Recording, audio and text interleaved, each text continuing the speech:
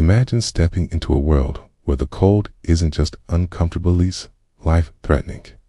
A place where a single mistake, a mismanaged fire, or a frozen water source could decide whether your family survives the night. Welcome to the Montana frontier of the 1880s, where families faced winters so brutal that the air itself seemed to cut through every layer of clothing. Tonight, we're going to uncover how these frontier families turned simple log cabins into warm sanctuaries, mastering survival skills that would seem almost impossible today. Before we dive in, I want to say a quick thank you to everyone watching. If you enjoy learning about history, survival, or the incredible ingenuity of people living on the edge, make sure to hit that like button and subscribe to the channel. Can't forget to leave a comment telling us where you're watching from it. It's always fascinating to see our global community connect over stories from the past. Now, settle in, adjust your pillows, grab a blanket, and let your imagination carry you back in time. Outside, the wind howls through the frozen plains, carrying snow that bites at anything not protected. Inside, the cabin smells of wood smoke, wool, and the faint tints of preserved foods. It's early morning, the world still dark, the stars sharp and cold above. The family stirs, each movement a careful negotiation with the bitter temperatures that surround them. Even the simple act of getting out of bed is a test of endurance. Every item in the cabin has a purpose. Handmade wool socks, layered clothing, and thick quilts provide insulation. The fire isn't just warm site survival. It's one wrong step, and the colds could die out, leaving the family exposed to frost before the day even begins. But these families were not unprepared.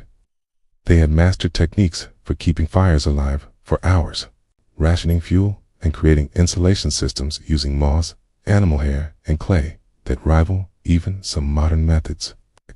Their knowledge wasn't written in books, it was learned through trial, error, and generations of passing down what worked. As we follow this family through the day,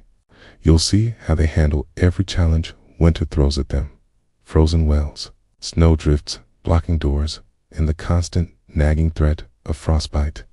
You'll witness ingenious solutions, from creating microclimates within the cabin to improvising emergency shelters. Along the way, we'll explore the social bonds that made survival possible, the way neighbors shared knowledge, tools, and sometimes even firewood to ensure that no one faced the storm alone.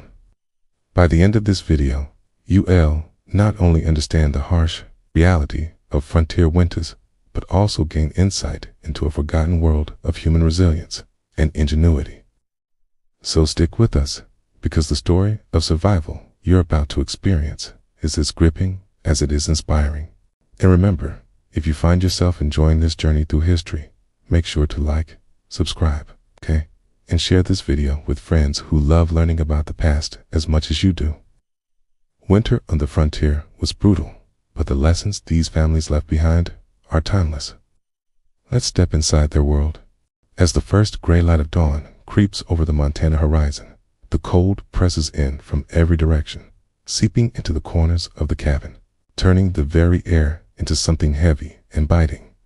A reminder that winter on the frontier is not merely an inconvenience, but a relentless force that demands constant vigilance and careful planning. A force that can claim life with the same casual cruelty,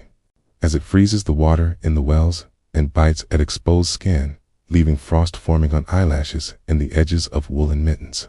In these conditions, survival was not a matter of luck, but of skill, of knowledge painstakingly accumulated over generations, of observing the rhythms of the seasons and understanding how the wind dances across the plains,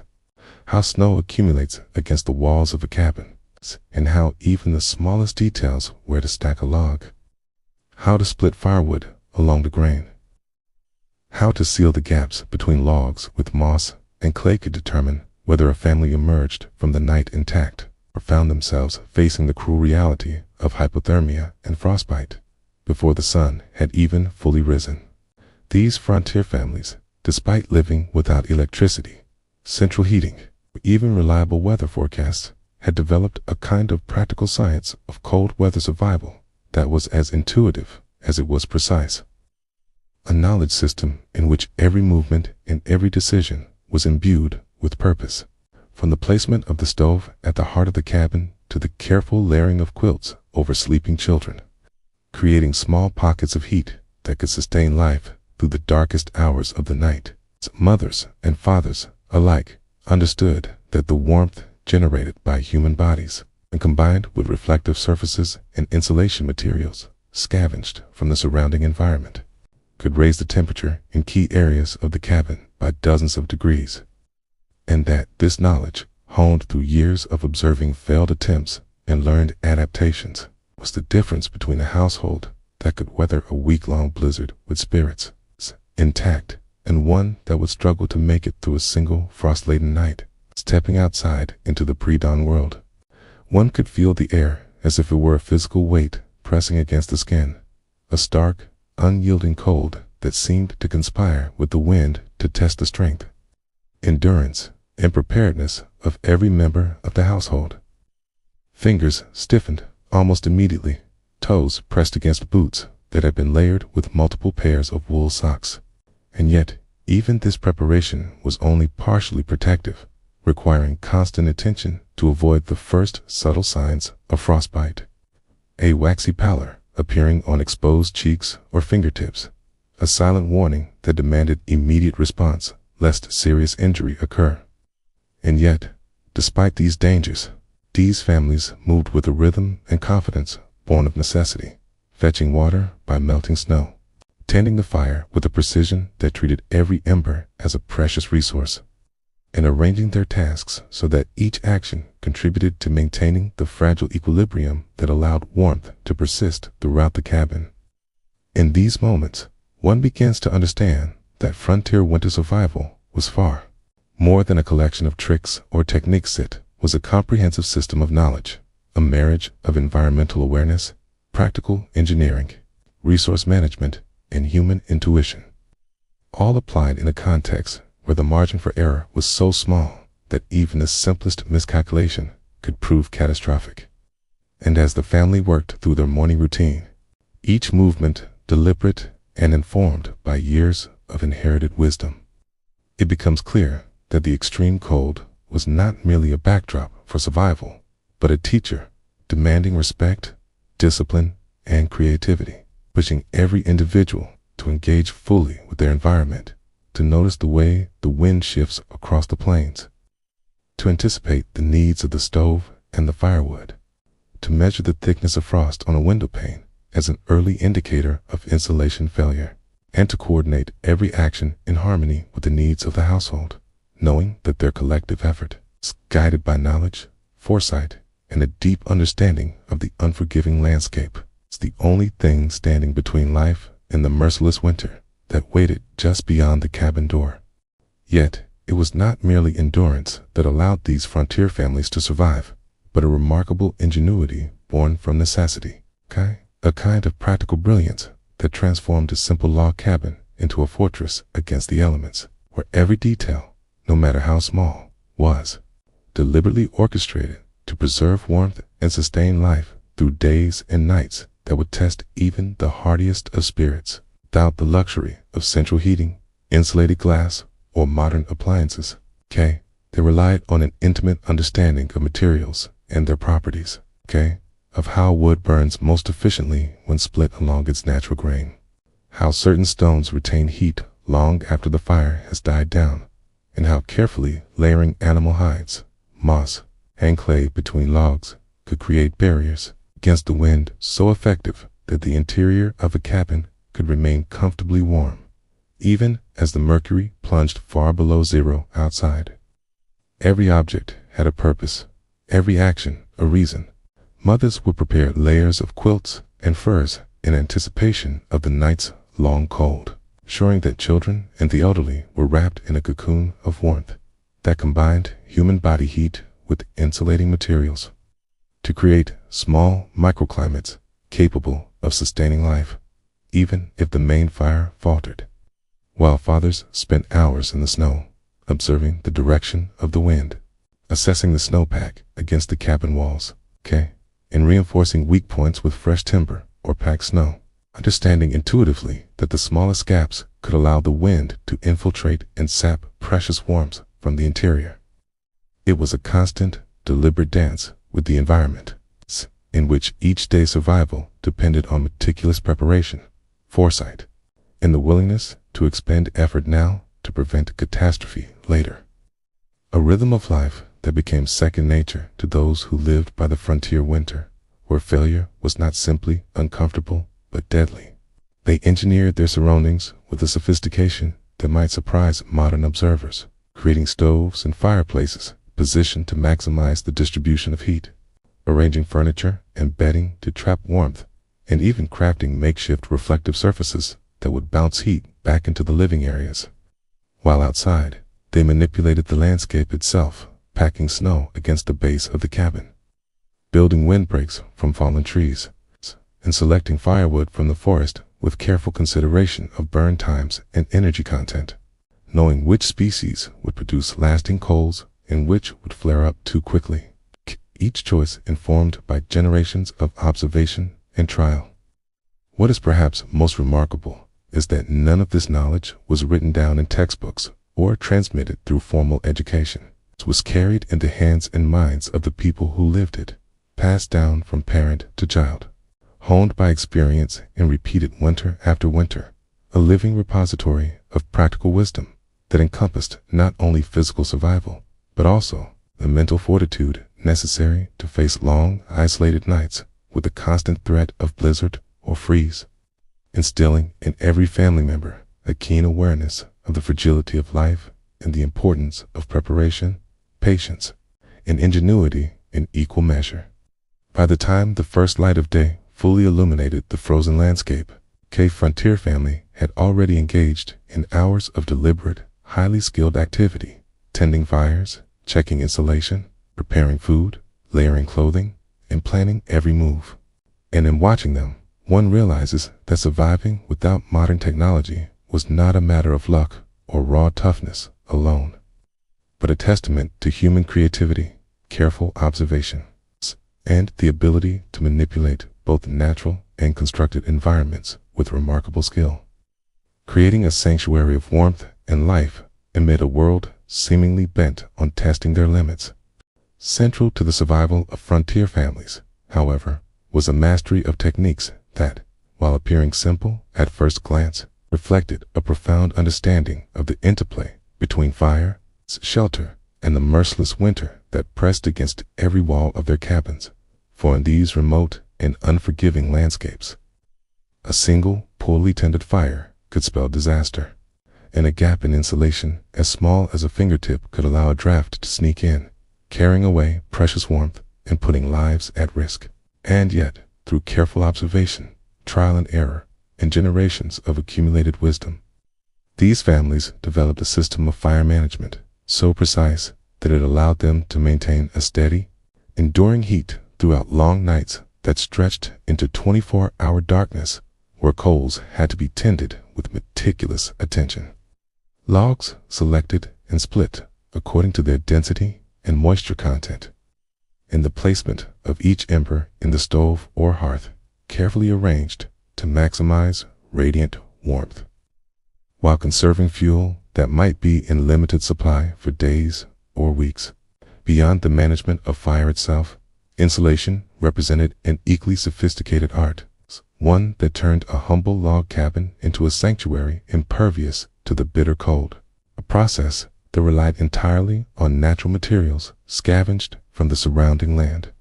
where moss, animal hair, and mud were combined to fill every crevice between logs, forming a barrier that not only kept the wind at bay, but also retained heat in a manner that rivaled modern engineered insulation, a system so refined that families could literally sit within a few feet of an unlit corner of the cabin and feel the warmth of the hearth, carried through layers of carefully compressed natural materials, all of which had been collected, prepared, and applied with painstaking attention to detail over days and weeks before the most dangerous months of winter even began. And yet, even the best prepared cabin and the most carefully tended fire could not anticipate every threat, which is why emergency protocols were ingrained into the daily routines of frontier life. Protocols that ranged from constructing temporary body heat shelters within the cabin, using quilts, furs, and reflective materials to create a small, shared microclimate capable of keeping a family alive should the main fire falter, to maintaining strict rationing of fuel and food, to monitoring every member of the household for the earliest signs of frostbite or hypothermia. For the frontier demanded not only technical skill, but constant vigilance in every member of the family, from the smallest child to the eldest parent, had a role to play in these protocols, learning through practice, repetition, and careful guidance how to respond calmly and effectively to sudden emergencies that, in other circumstances, could have meant life or death. Within this orchestrated system of survival, every aspect of the family's interaction with their environment was deliberate. The stove positioned at the heart of the cabin to radiate heat efficiently, logs cut and split for optimal burn time, snow packed against the cabin walls as a natural barrier against wind, bedding and clothing arranged to maximize retention of human body heat, and even small details such as applying a thin layer of grease or beeswax to exposed skin to prevent cracking and frostbite, represented an accumulated knowledge that was as practical as it was profound. A living, breathing understanding of thermodynamics, material science, and human physiology distilled into the routines of daily life. A system so effective that it allowed families to not just survive, but to maintain dignity, routine, and even a sense of comfort amid conditions that would have overwhelmed the unprepared. What makes the story of frontier survival all the more fascinating, and perhaps a little unsettling for us today, is that modern society has largely forgotten these skills, the very techniques that once dictated whether a family could endure the unforgiving cold of a Montana winter. For in our world of central heating, insulated windows, weather apps, and instant access to emergency services, we have become disconnected from the intimate, hard-won knowledge that guided every decision on the frontier. And while we may marvel at survival shows or read stories of explorers and pioneers, few of us truly appreciate the depth of expertise required to manage fire, insulation, scarce resources simultaneously while maintaining the health and safety of every member of the household. In contemporary homes, we rarely have to consider how the placement of a single log in a stove might extend the life of a fire through a night-long blizzard, or how compressing a layer of moss and clay between logs can prevent the wind from stealing warmth from sleeping children. And yet, for frontier families, these were not abstract considerations, but daily imperatives, executed with the precision of a craftsman and the urgency of someone who understood that even minor miscalculations could result in frostbite, hypothermia, or worse. And this knowledge was not written down in manuals or online guides. It existed in the hands, the minds, and the routines of people who had survived countless winters, passed down from parent to child, refined over decades, and integrated seamlessly into the rhythm of everyday life. We have become so reliant on convenience and technology that the idea of walking into a cabin, tending a fire with only natural materials, and relying entirely on observation, skill, and careful planning for warmth and survival seems almost impossible. Yet, for those who lived on the frontier, it was second nature. A choreography of preparation and action in which every task from cutting and splitting firewood to layering furs and quilts, from melting snow for water to constructing temporary microclimates for emergencies, was a matter of life and death. And the success of these strategies depended not on brute force alone, but on patience, knowledge, and a deep understanding of how humans interact with their environment. An understanding that our modern society has largely left behind in favor of comfort, convenience, and an illusion of safety. Even the ways they monitored and responded to weather, reading subtle cues in cloud formations, wind shifts, and temperature changes, were skills that we, with our weather apps and GPS alerts, have little need to develop. Yet they were vital to the survival of anyone living beyond the reach of neighbors or stores. And without these finely tuned instincts, A snowstorm or sudden freeze could strike unprepared families with devastating consequences, making clear that survival on the frontier was not merely about enduring the cold. It was about mastering a comprehensive system of knowledge, tuition, and strategy that modern society, cushioned by technology and infrastructure, has largely lost, leaving us insulated from the very challenges that once demanded our full attention, resourcefulness, and respect for the power of nature. And so, as we peer into this world from the comfort of our heated homes, it becomes clear that what we are witnessing is not only a tale of endurance and ingenuity, but also a reminder of the resilience, intelligence, and profound adaptability of human beings when faced with a world that offers no safety net. A lesson in the kind of intimate, lived knowledge that is rarely required today, yet remains inspiring in its demonstration of what humans can achieve when survival depends entirely on skill, observation, and careful planning. Morning on the frontier in the dead of winter was an ordeal unlike anything most people alive today could imagine. For as the first pale light crept through the frost-covered windows of the cabin,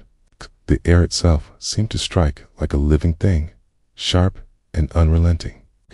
freezing exposed skin and seizing muscles with a stiffness that made even the simplest movements agonizingly slow and deliberate. And yet, despite the pain and the temptation to linger beneath the comforting weight of quilts, every member of the family knew that the day's survival depended on rising, preparing, and moving with precision and purpose. For the cold would not wait, nor would the needs of the household, and even the briefest hesitation could allow frost to creep further into the extremities, a silent thief that could steal warmth and health before the fire could be fully restored. The moment of waking was a kind of ritual, a negotiation with the body itself, as fingers, numb and clumsy from the night, searched for the warm layers of clothing and woolen socks laid out with care the previous evening, the familiar textures of hand-knitted garments providing not only insulation but comfort, a small psychological reassurance that despite the severity of the world outside, within these walls, knowledge and preparation had created a fortress of warmth. And yet, the chill in the cabin was relentless, seeping through even the smallest cracks, a constant reminder that survival in the frontier winter required full engagement from the very first breath of morning, a commitment to action that left no room for weakness or delay. Mothers and fathers moved with a practiced grace, tending the stove with precision, coaxing life from glowing embers, adding split wood in carefully measured amounts to maximize heat without wasting fuel, while simultaneously keeping an eye on children, ensuring that exposed skin was minimal, layering scarves, mittens, and caps in a precise order that had been perfected over countless mornings. As the family stirred into coordinated motion, each step became part of a larger choreography of survival, from melting snow for drinking water, to checking the insulation along the cabin walls, to preparing the modest breakfast that would fuel the long hours of labor that lay ahead. And throughout it all, there was an unspoken rhythm, a shared understanding that every action mattered, that nothing could be left to chance, and that the lessons learned from winters past were alive in every movement, every decision, every careful adjustment to the environment. Even stepping outside was a calculated risk, for the pre-dawn world was breathtaking in its beauty, but merciless in its cold. Stars glittered against an impossibly dark sky. Crystalline frost decorated every surface, and the snow, silent and pristine, reflected the pale light in ways that made the landscape appear both magical and deadly. And as each family member emerged, pulling thick layers of wool and furs around them, wrapping moccasins and leggings tightly over their feet, and coating exposed skin with protective mixtures of grease and beeswax, it became clear that survival was not merely about warmth, but about the precise application of knowledge, foresight, and preparation in a world where every second counted, and the cold, indifferent, and omnipresent, demanded respect, attention, and careful action from the very first moment of the day. By the time the family was fully awake and engaged, The cabin had transformed from a fragile shelter against the night into a carefully maintained ecosystem of heat, movement, and preparation, where every ember, quilt, and log played a role in sustaining life. And the morning routine, brutal as it was, had become a masterclass in human adaptability, endurance, and ingenuity. A dance with the cold that required total awareness, precision, and a commitment to the survival of every member of the household. Among the most critical tools in the frontier family's arsenal against the merciless cold was the clothing they wore. And, unlike the ready-made, synthetic garments so common today, every layer they donned was a testament to careful planning, meticulous craftsmanship, and an intimate understanding of how the human body interacts with extreme cold. For these were not mere articles of fashion or convenience, but life-saving instruments. Each piece chosen or created with the express purpose of preserving warmth, moisture, and protecting the most vulnerable parts of the body from frostbite and hypothermia. Wool, prized for its insulating properties and its ability to retain heat even when damp, formed the foundation of almost every outfit. Spun, dyed, and knitted by hand, often from the very sheep raised on the homestead, so that every stitch carried not only material warmth, but also the labor, knowledge, and care of generations who had learned through experience that survival in the winter frontier depended as much on preparation and skill as it did on brute resilience. Layering was an art in itself, a delicate balance between mobility and insulation, for too few layers left the wearer exposed to the biting wind and freezing temperatures, while too many could restrict movement, creating fatigue and reducing the efficiency of work that was vital to maintaining warmth throughout the day. And so, every morning began with a careful process of dressing, starting with undergarments of fine, soft wool that clung to the skin and absorbed sweat without losing heat, followed by additional woolen shirts, trousers, and stockings. Each layer adding a trap for warm air, a buffer against the cold that pressed relentlessly from the outside world, while outer garments, often lined with fur or padded with additional wool, provided the critical final defense against snow, sleet, and wind. And over all of this, sturdy moccasins, wrapped in extra socks and canvas leggings, protected the feet, which, if allowed to chill, could rapidly endanger the entire body. The act of dressing itself became a communal effort, as mothers guided children through the layering process, ensuring that scarves, mittens, caps were positioned correctly, that no gaps remained where cold could infiltrate, and that the delicate balance between warmth and mobility was maintained, while fathers, preparing for work outdoors, performed their own ritual, adjusting layers to accommodate tools, snowshoes, the long hours of labor required to chop firewood, check on livestock, and reinforce the cabin against the elements. Every fold of cloth, every knitted seam, every fur lining represented accumulated wisdom, a translation of practical science into tangible protection. And as the family emerged, fully dressed into the bitter light of morning, one could see not only their resilience, but also the quiet elegance of a survival system perfected over decades, a choreography of fabric, fur, and layered warmth that turned ordinary humans into creatures capable of thriving in an environment that would have defeated the unprepared in mere hours.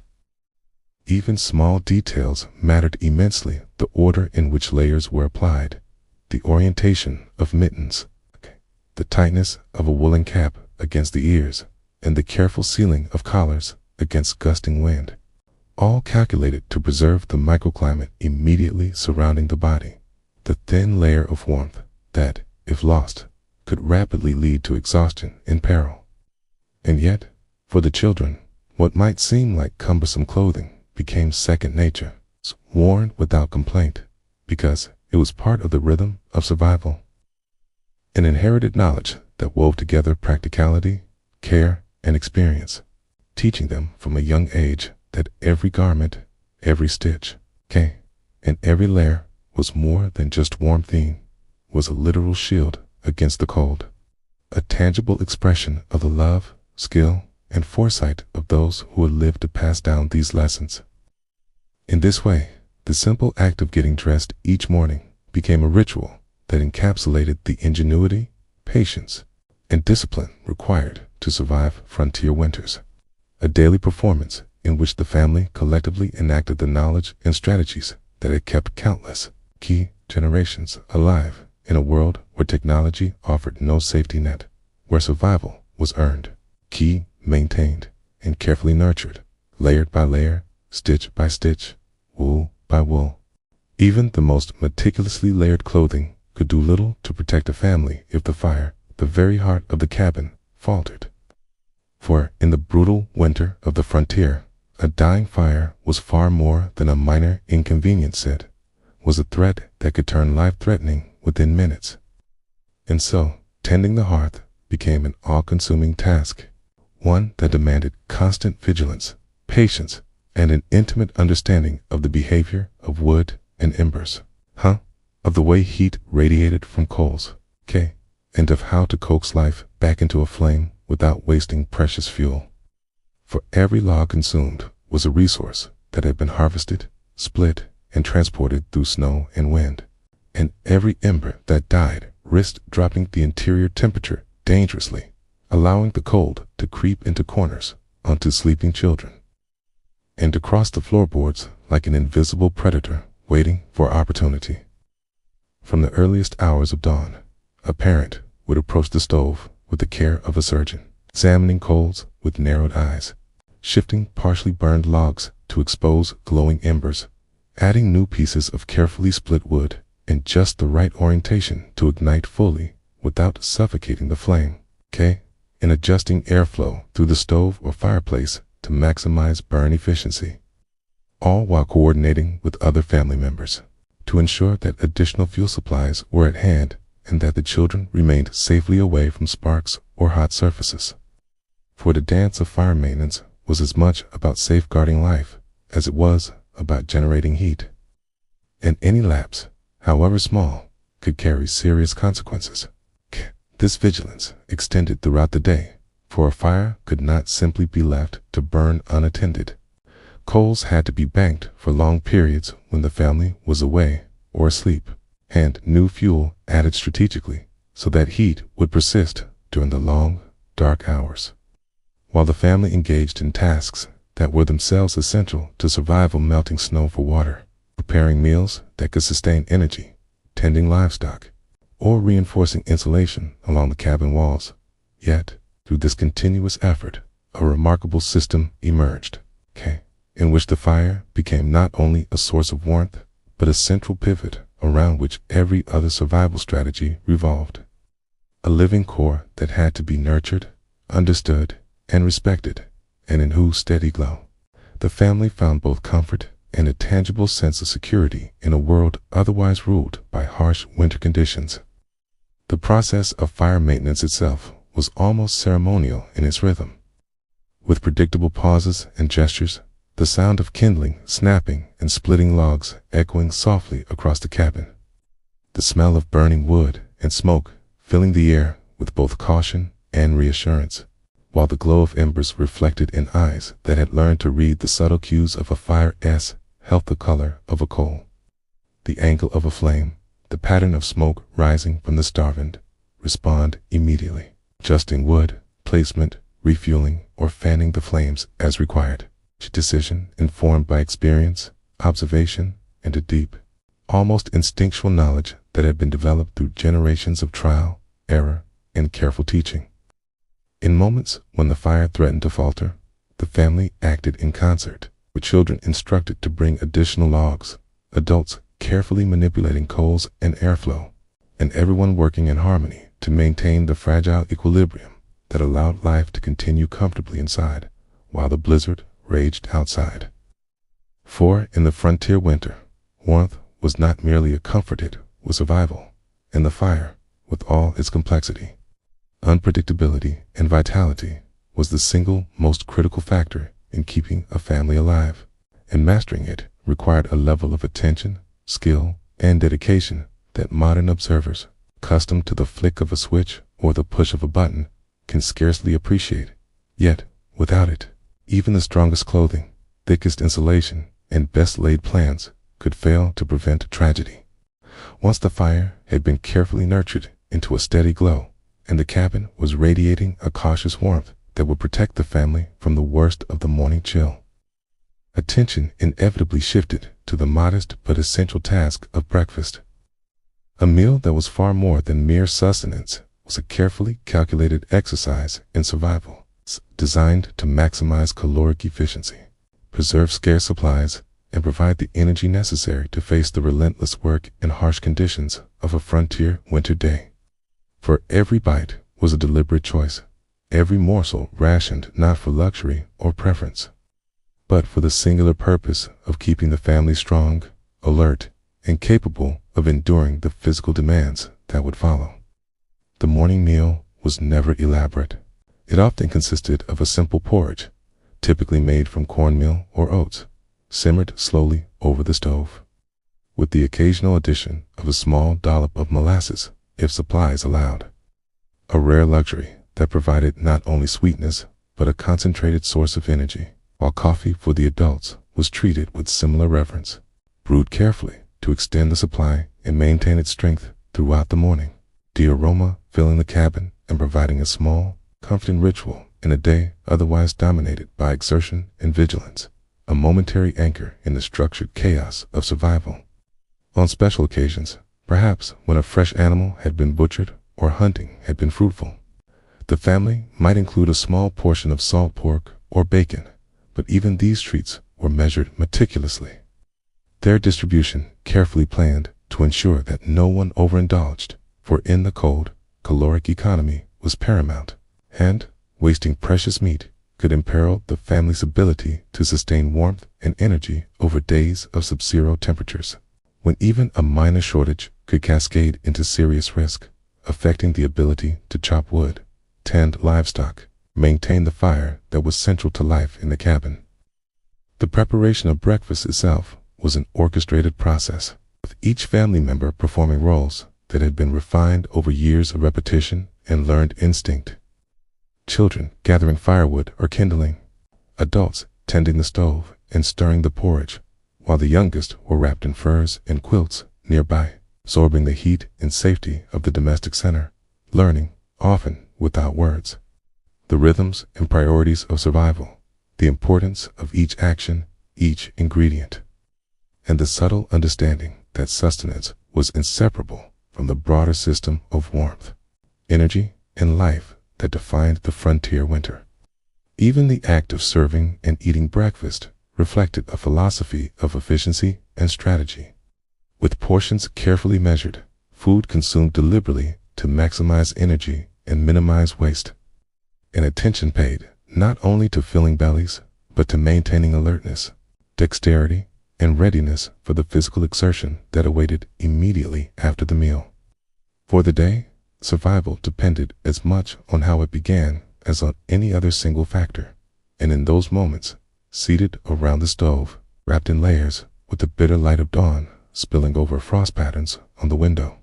one could sense the quiet intensity and discipline that permeated every aspect of frontier life.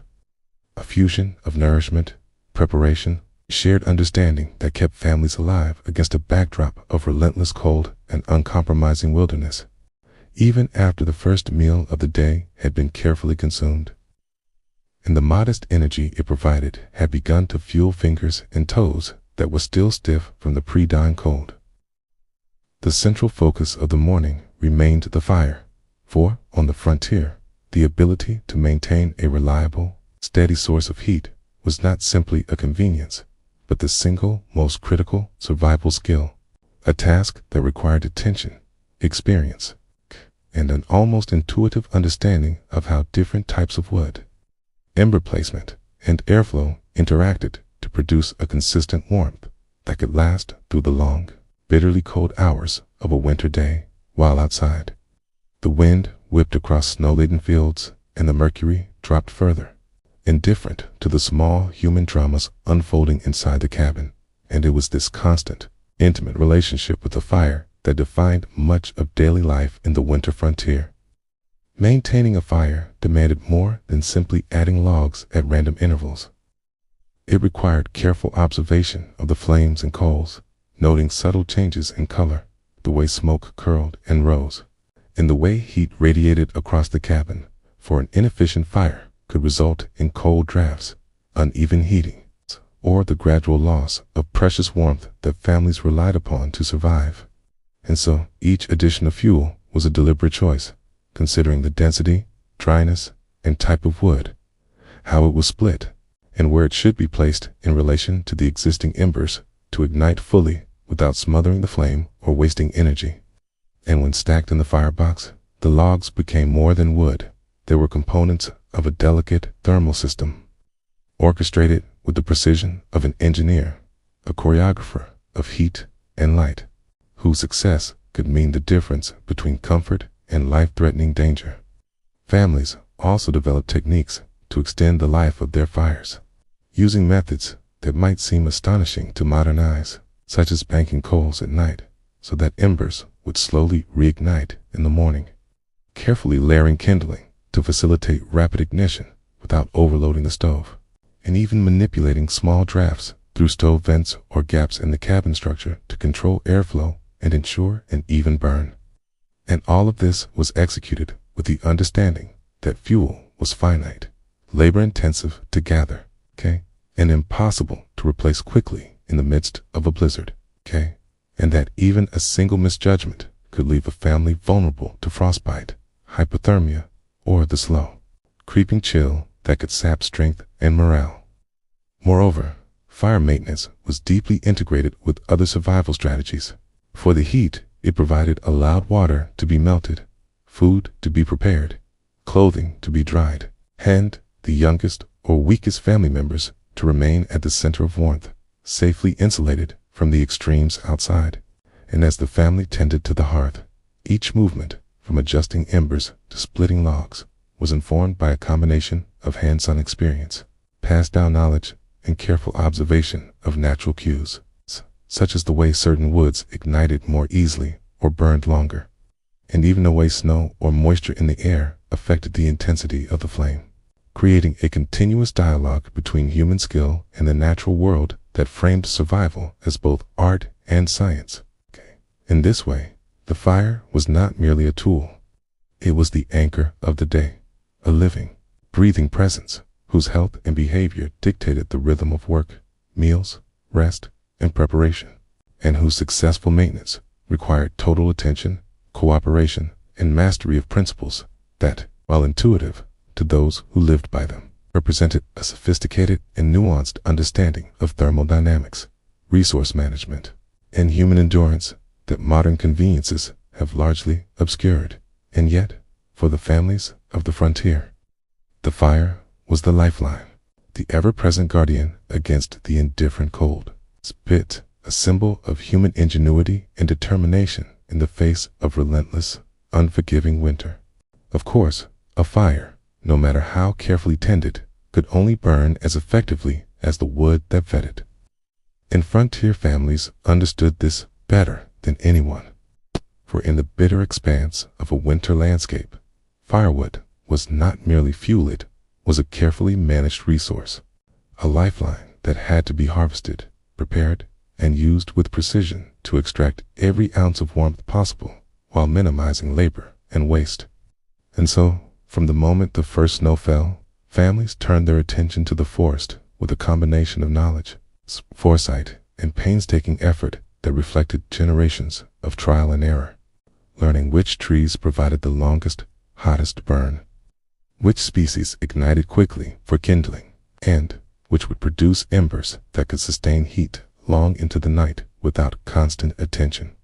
all while carefully assessing the physical effort required to cut, split, and transport each piece back to the cabin. The selection of firewood was itself a nuanced science, with fathers and older children often venturing into the surrounding forest to identify standing dead trees or fallen timber whose wood had dried sufficiently to maximize efficiency,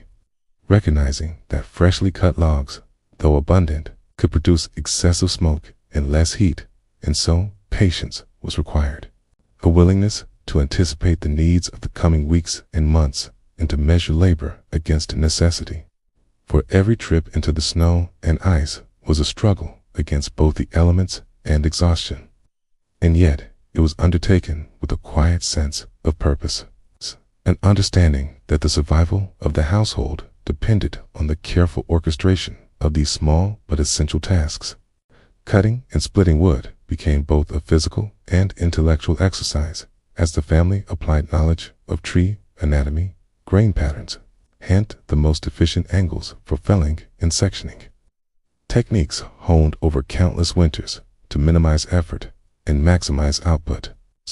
For a properly split log burned more evenly and produced far more heat than a haphazardly cut piece,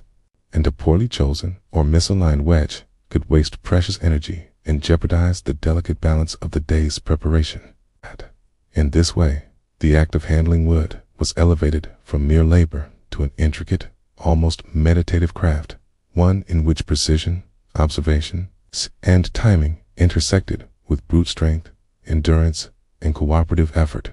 Stacking wood inside the cabin or in sheltered outdoor racks was no less strategic, for proper placement ensured that logs were dry, accessible, and arranged in a manner that allowed air to circulate, feeding the fire efficiently while also conserving space and reducing the risk of collapse or accidental ignition.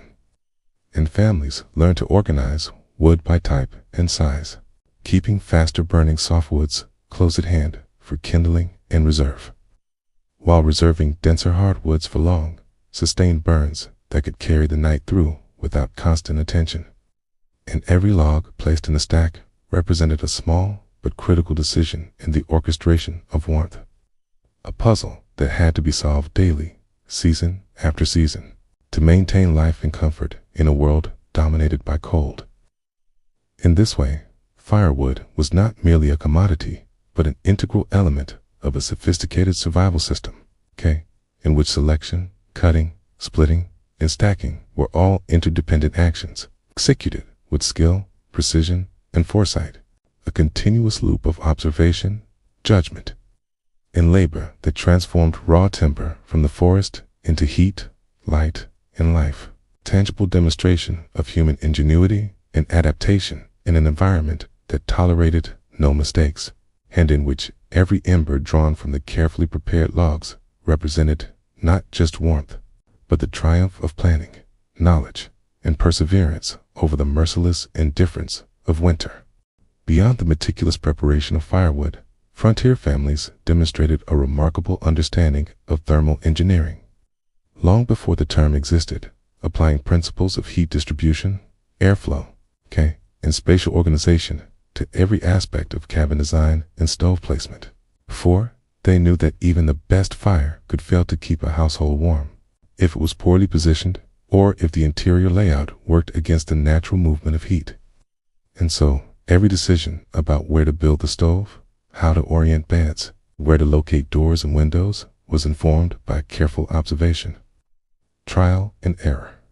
and the accumulated wisdom of generations who had discovered through experience that warmth could be manipulated, channeled, and maximized with clever use of structure, materials, and human placement. The stove itself was rarely tucked into a corner without purpose. Rather, it was positioned to radiate heat toward the areas of greatest occupancy and to allow the rising warmth to circulate efficiently throughout the cabin, taking advantage of natural convection currents to carry heat to sleeping quarters, workspaces, and areas where the youngest and most vulnerable family members were kept, while drafts were minimized through the strategic sealing of gaps, the use of door flaps, and the careful alignment of furniture to create windbreaks, all forming an invisible, yet critical,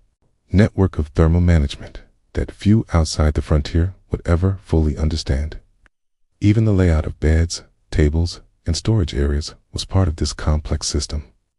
For the placement of a sleeping child near the stove, insulated by quilts and layered bedding, created a microclimate of warmth that could be 20 or 30 degrees higher than the surrounding room, a deliberate strategy to protect fragile bodies while allowing the adults to occupy slightly cooler spaces that were still habitable. And the positioning of tables, chairs, and work surfaces often served double duty, acting as barriers to block cold drafts while also reflecting and distributing heat from the stove. A subtle but profound orchestration of physical space to enhance survival, comfort, and efficiency. Cabin design itself reflected this understanding, with low ceilings to trap rising heat, compact rooms to reduce the volume of air needing to be warmed, and thick walls constructed from logs, clay, moss, and other natural insulators to slow heat loss, creating a semi-controlled environment where the fire's energy could be stretched as far as possible. A tangible demonstration of applied science born out of necessity and perfected through years of observation and experimentation. And while modern architects might call this passive heating, frontier families simply called it life. For every element of the cabin, every crack sealed, every stove placement calculated, was in service of the ultimate goal: maintaining warmth in a world that offered none freely. This approach required foresight, planning, intimate knowledge of both the materials at hand and the principles of heat, as well as a constant willingness to adapt, whether that meant moving a stove slightly closer to a sleeping area, adjusting a wall of stacked firewood to redirect airflow, or constructing temporary partitions of quilts and blankets to create additional pockets of thermal stability. And in all of these adjustments, one sees a sophisticated understanding of energy efficiency, human physiology, and environmental adaptation that rivals much of what we consider modern engineering, yet emerged not from formal study or laboratories, but from the unrelenting need to survive in temperatures that could drop below 40 degrees below zero, where failure to understand even the simplest principle of heat distribution could be catastrophic. So mastery could mean life itself, even with a carefully maintained fire and an intelligently arranged cabin.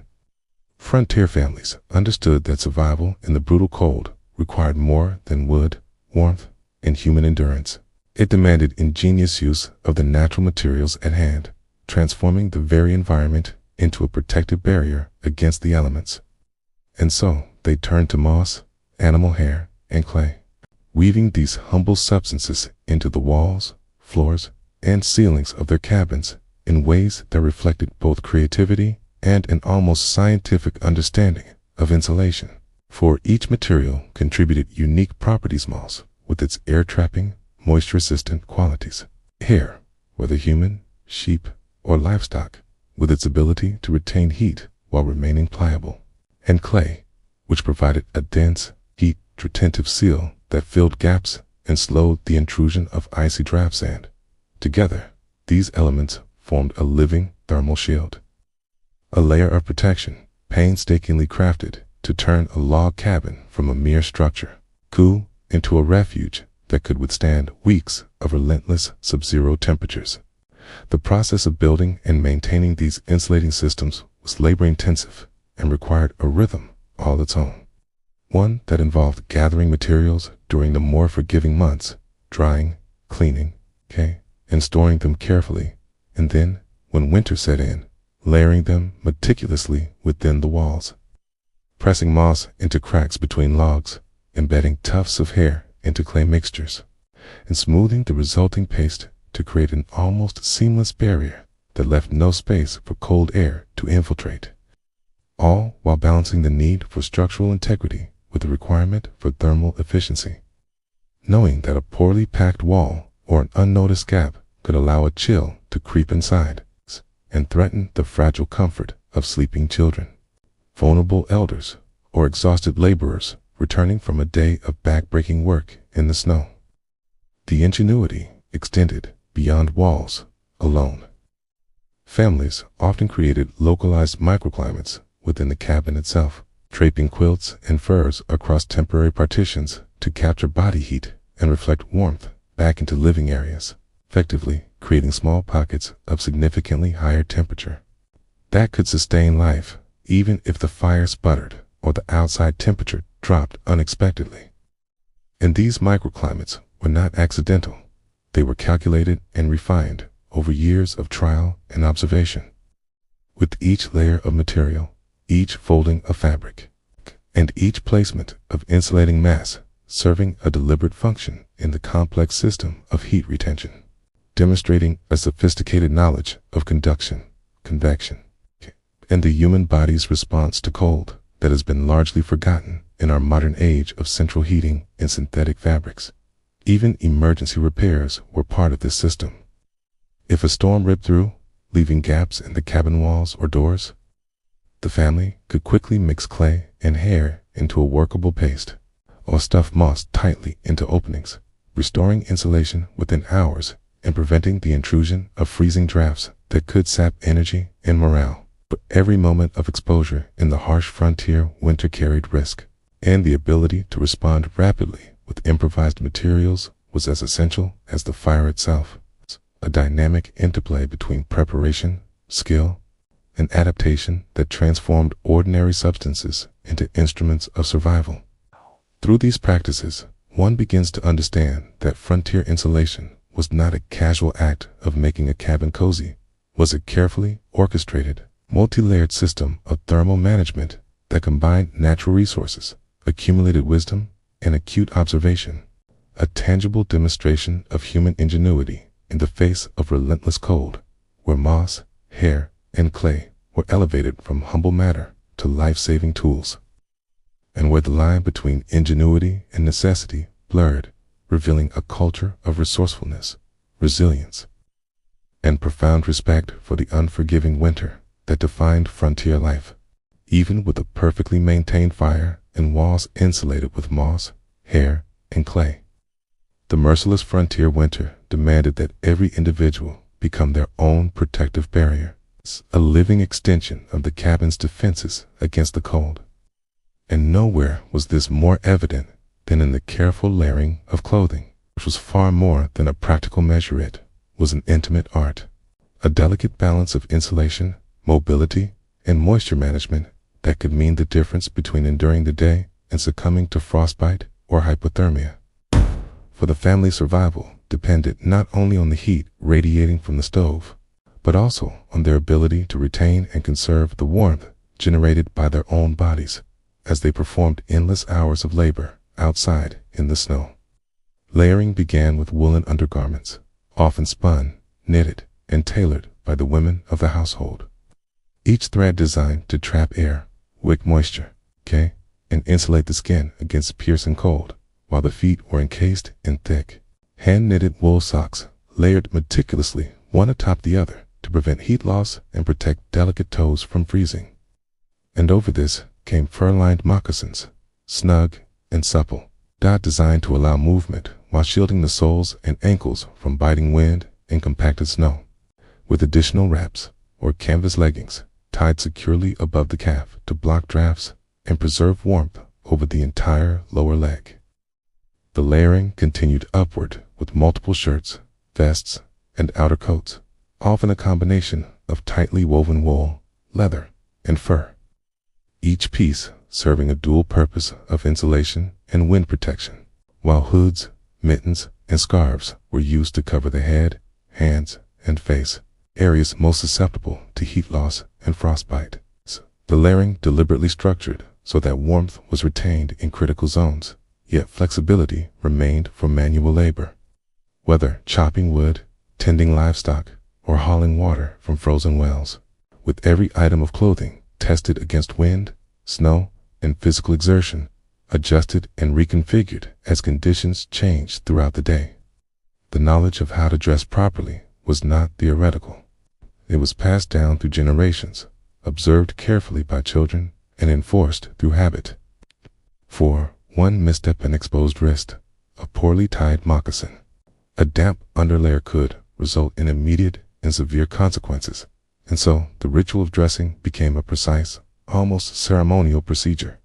in which each layer was added, secured, and checked for comfort, coverage, and functionality. And through this,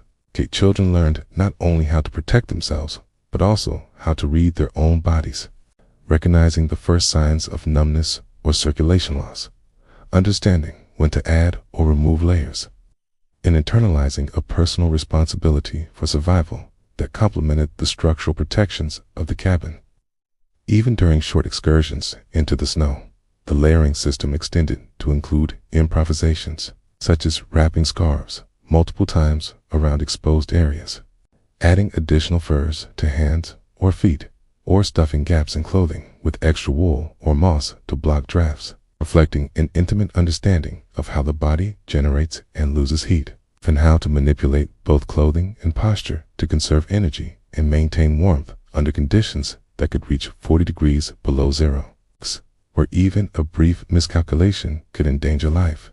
Through these methods, frontier families transformed the act of dressing from a simple routine into a sophisticated, adaptive system of thermal regulation, where every garment, every fold, every layer was carefully chosen and positioned to work in concert with the fire, the cabin, and the natural environment, demonstrating a profound understanding of human physiology, environmental physics, and practical resourcefulness, and revealing that survival was never accidental, but the result of constant attention, preparation, and the seamless integration of personal skill with collective knowledge honed over generations. Even with the warmest layers of wool, fur, and leather, frontier families knew that exposure to relentless cold and biting wind could still wreak havoc on their skin, leaving fingers, toes, and exposed faces vulnerable to frostbite. And so they turned to an ingenious, time-tested solution that transformed ordinary substances into a protective armor against the winter's fury. A mixture of grease and beeswax, carefully applied to every area of exposed skin to create a barrier that blocked chilling winds, prevented moisture from penetrating, and slowed the rapid loss of body heat, turning fragile extremities into insulated shields capable of enduring hours of labor or travel outside, so often in temperatures that modern minds can scarcely imagine. Plunging below 40 degrees below zero, with wind whistling across the plains and snowdrifts forming almost instantaneously. The preparation and application of this protective mixture was itself a skill, learned through observation and experience, as each family member understood the precise amount needed. It's the best method of warming and softening the substances so they could be spread evenly, and the critical importance of covering every inch of exposed skin without impeding movement, for too thin a layer would fail, leaving the skin vulnerable, while too thick a coating could stiffen, crack, or attract snow, reducing dexterity and making tasks like chopping wood, carrying water, or tending livestock far more difficult and potentially dangerous. And so the act of greasing hands, faces, and exposed legs became a deliberate, careful ritual, small but essential measure in a broader system of survival that demanded a constant vigilance and attention to detail. Children learned early to appreciate the value of this practice, often watching as mothers, fathers, or older siblings carefully rubbed the warm mixture across fingers, noses, and ears, instructing them in the subtle art of layering, smoothing, and checking for coverage, while also teaching them to observe changes in their own skin, the first signs of numbness or waxy discoloration that could indicate the onset of frostbite, and how to respond immediately to prevent permanent damage, fostering a deep, instinctual understanding of how the human body interacted with the harsh environment and how to actively protect it. Knowledge that was literally a matter of life and death in the unforgiving winter frontier. Even brief forays into the cold required meticulous preparation, with every exposed area carefully coated and inspected.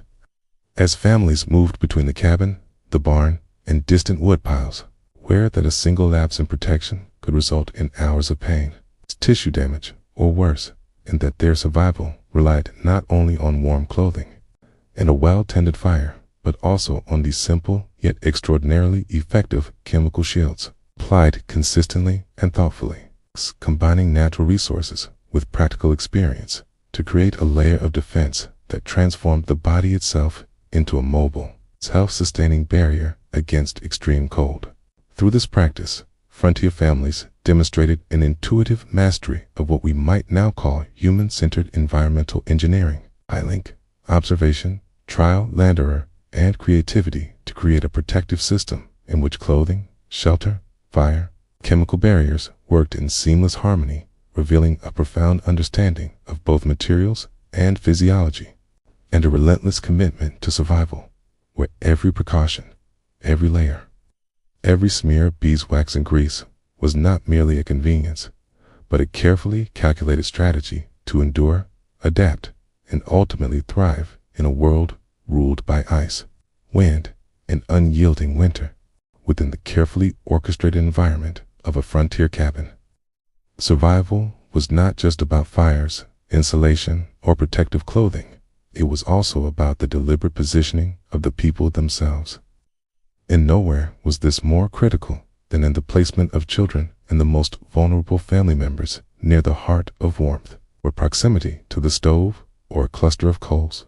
could literally mean the difference between enduring the bitter cold or succumbing to its relentless grip. In every movement, every sleeping arrangement, and every activity was guided by a profound, almost instinctive understanding of thermal priorities, honed over years of observation, necessity, and intimate knowledge of human physiology under extreme conditions. In the pre-dawn light, as the family stirred beneath layers of quilts and furs, the youngest children were carefully gathered and positioned closest to the stove, where heat radiated most intensely, often nestled within smaller, quilted enclosures that captured not only the fire's warmth, but also the collective body heat of siblings, mothers, and occasionally the attentive family dog, creating a concentrated microclimate that could remain significantly warmer than the surrounding cabin, even during periods when the fire dwindled, while older children, adults, and able-bodied laborers occupied progressively cooler areas further from the source. A subtle but deliberate strategy that balanced warmth, accessibility, and responsibility, allowing the family to function, cook, and maintain the cabin without compromising the safety of those most susceptible to the cold. This system of placement extended beyond sleeping arrangements into daily routines, with toddlers and infants carefully kept near stoves or warm corners, while chores were performed nearby. Their presence monitored constantly, blankets tucked and retucked, small hands and feet checked for signs of chilling. The adults carried out physically demanding tasks like chopping wood, hauling water, or tending to livestock, their exertion generating warmth that, combined with the insulation of layered clothing and carefully arranged living spaces, created a dynamic interplay of heat distribution throughout the cabin, ensuring that no family member remained dangerously exposed, even during the harshest hours of winter. The placement strategy was both preventive and responsive, with adjustments made throughout the day based on activity, weather changes, the gradual waning or intensification of the stove's heat, reflecting an almost unconscious mastery of environmental management within the confines of the cabin, a continuous process in which observation, anticipation, and intervention were intertwined, and in which the most vulnerable children, the elderly, or those weakened by illness, were always afforded the highest priority, their survival safeguarded not just by fire or clothing, but by careful spatial orchestration. A living map of warmth that shifted subtly with the rhythm of the household and the demands of the unforgiving winter landscape outside. Through this deliberate positioning, frontier families demonstrated that survival in extreme cold was as much a matter of human strategy and social organization as it was of physical preparation, with heat, labor, and care distributed in a manner that maximized the odds of endurance. Teaching children through observation and participation not only how to survive, but also how to prioritize, protect, and contribute to the household, instilling a deeply practical, almost intuitive understanding of personal responsibility, empathy, and the delicate balance between risk and protection that define life on the frontier and ensure that the smallest and most fragile members of the family remained safe in a world where the margin for error was razor thin, and where warmth was truly the most precious resource of all, even with careful placement of family members and expertly tended fires. The foundation of survival in the frontier winter rested upon the very walls that enclosed the household. And the process of constructing and insulating a cabin was as much an exercise in ingenuity and endurance as it was in carpentry. For every log, gap, and joint had to be carefully considered, understood, and fortified against the merciless cold that threatened to seep through even the smallest cracks, turning what might seem a simple structure into a complex, life-sustaining system. Families meticulously chinked their cabins, a laborious process in which every space between the massive logs was first filled with moss to trap air, then layered with animal hair collected from sheep, livestock, or even human hair saved over months, and finally sealed with a clay mixture that hardened to form a dense, resilient barrier, a combination that created insulation rivaling even modern synthetic materials in effectiveness and durability, all while using only what nature and their hands could provide, a testament to the resourcefulness and foresight demanded by frontier life. The work of chinking and insulating was slow, deliberate, and physically exhausting, with each family member contributing according to age, strength, and skill, often requiring hours of kneeling, reaching, and pressing materials into place, smoothing rough surfaces, and ensuring that no gaps remained to allow freezing drafts to penetrate. For even a minor oversight could undermine weeks of preparation and endanger the household when temperatures plunged to 40 degrees below zero, where a single draft could rob a room of its heat in minutes. Every wall was treated with the same care, each log inspected for cracks or imperfections, every irregularity filled with layered moss, hair, and clay, until the cabin became an almost airtight cocoon. A carefully calibrated blend of structure, natural insulation, and human effort that provided warmth, safety, and peace of mind in a world dominated by relentless cold. Construction and insulation were not just about keeping heat in, they also required understanding how to manage moisture, airflow, and even subtle temperature variations within the cabin. For too tight a seal could trap dampness and cause discomfort or rot, while too loose an arrangement allowed precious warmth to escape. And so frontier families constantly monitored, adjusted, and refined their walls, repairing cracks before storms and reinforcing sections exposed to wind-driven snow, treating insulation as a living system that demanded ongoing attention, knowledge, and care, with lessons passed down from parents to children in ways that combine observation, storytelling, and hands-on labor, embedding an almost unconscious expertise in the next generation. The result of these efforts was remarkable, a log cabin that appeared simple and unadorned from the outside, but, on the inside, offered a level of protection and thermal efficiency that made the difference between enduring the winter and succumbing to it. Structured with the heat of a single stove, combined with layered insulation and strategic design, could sustain the entire family through days and nights of sub-zero temperatures, blizzards, and icy winds, creating a haven in the wilderness that was simultaneously humble and ingeniously engineered, embodying the frontier spirit of resilience, adaptation, and mastery over a landscape that offered no forgiveness for mistakes. Through this process, one can see that cabin, insulation, and construction were far more than a matter of practicality. They were acts of survival, artistry, where natural materials, accumulated wisdom, and careful craftsmanship converged to transform raw logs into a fortress against the elements, a sanctuary where families could not only endure, but also teach the next generation the principles, techniques, and unspoken knowledge required to thrive in an environment that spared no one, and where every inch of moss, hair, and clay was both a shield and a story of human determination. While the finished cabin, with its walls sealed tightly with moss, animal hair, and clay, might give the impression of effortless protection, the truth behind its creation was anything but simple. Every inch of insulation represented hours of relentless labor, often stretching from the first light of dawn to the fading twilight, with families working in synchronized effort to gather, prepare, and apply the materials that would transform a basic log structure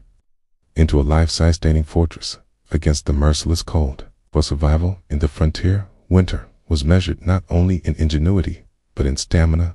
patience, and a willingness to embrace painstaking work that demanded both physical and mental endurance,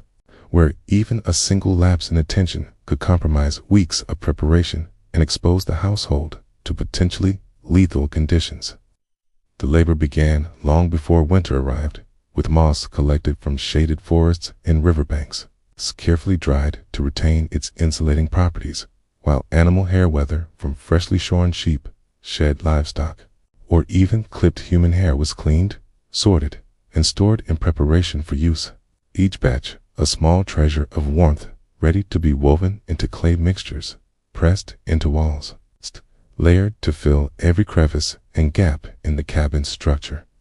And yet, despite this preparation, the act of chinking remained grueling, requiring hours of kneeling on frozen floors, reaching across heavy logs, pressing material firmly into cracks, smoothing rough patches,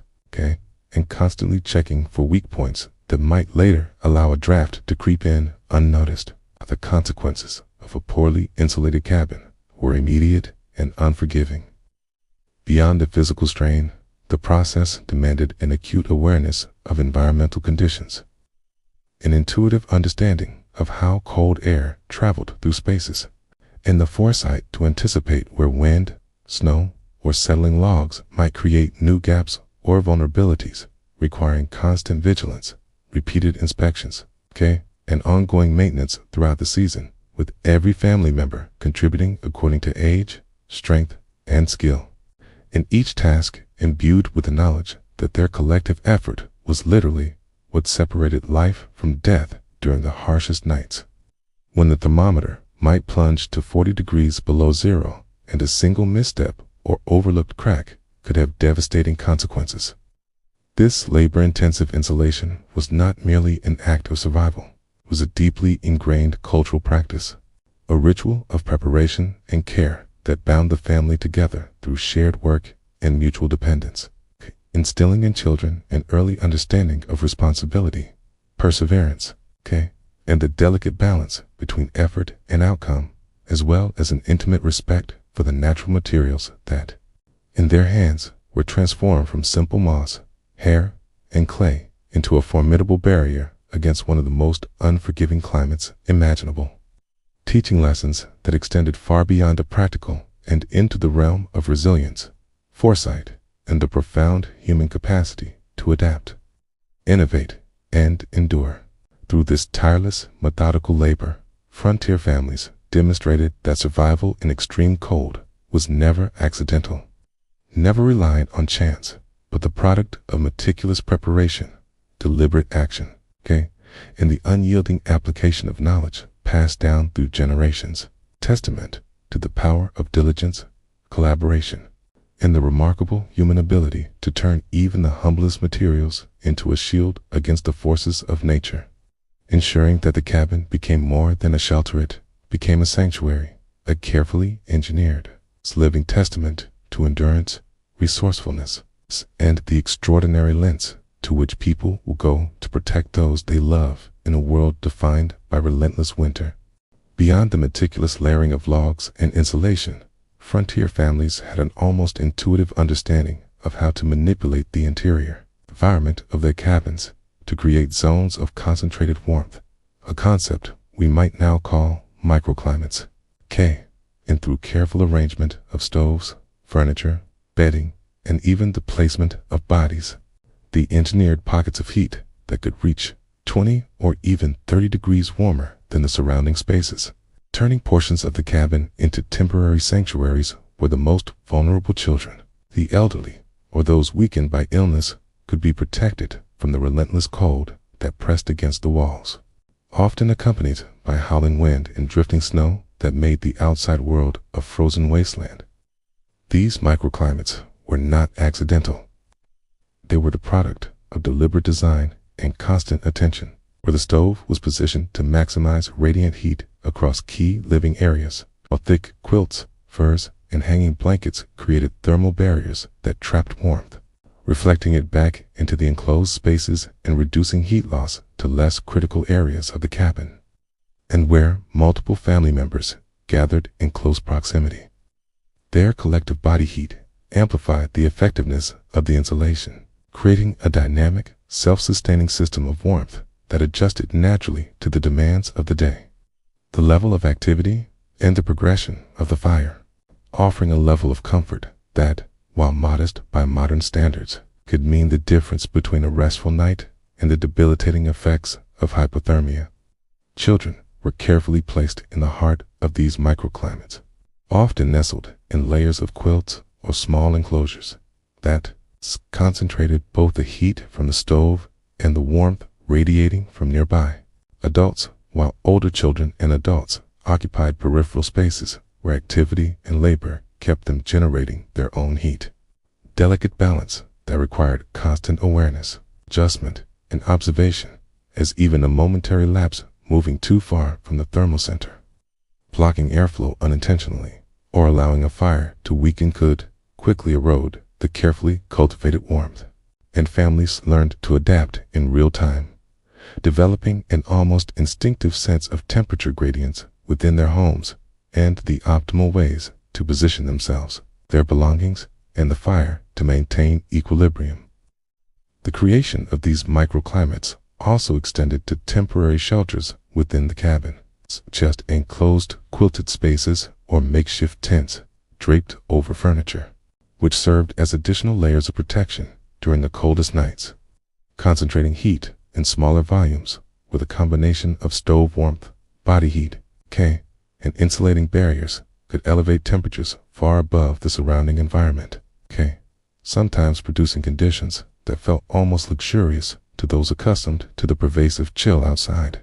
And in these spaces, the most vulnerable family members could sleep safely, eat comfortably, or simply rest, demonstrating that survival was as much about intelligent spatial planning and thermal engineering as it was about clothing or firewood. Through this subtle mastery of microclimates, frontier families revealed a sophisticated, almost scientific understanding of heat distribution, convection, and insulation, achieved not with modern tools or technology, but through observation, experimentation, and an intimate connection to their environment. Turning a simple log cabin into a complex system of controlled warmth, a living testament to human ingenuity, and a powerful reminder that survival in extreme conditions depended not only on physical labor and materials, but on knowledge, foresight, and the careful orchestration of people, space, and heat to create safe havens within a frozen world. Even with warmth carefully managed and microclimates meticulously maintained within the cabin, survival in the frontier winter demanded constant attention to the most fundamental of human needs. Water and the careful stewardship of every resource in families developed practices that were equal parts discipline, foresight, and artistry. For a single miscalculation could imperil the household for days or even weeks in the unyielding cold. Supplies were carefully rationed, with meat reserved for special occasions or critical sustenance, often sliced thin or cooked sparingly to maximize both caloric value and longevity, while staples like coffee, which provided warmth, alertness, and a psychological boost against the monotony and hardship of winter, were measured with precision to ensure it lasted through the long, dark months, and the sticky, precious sweetness of molasses was similarly conserved.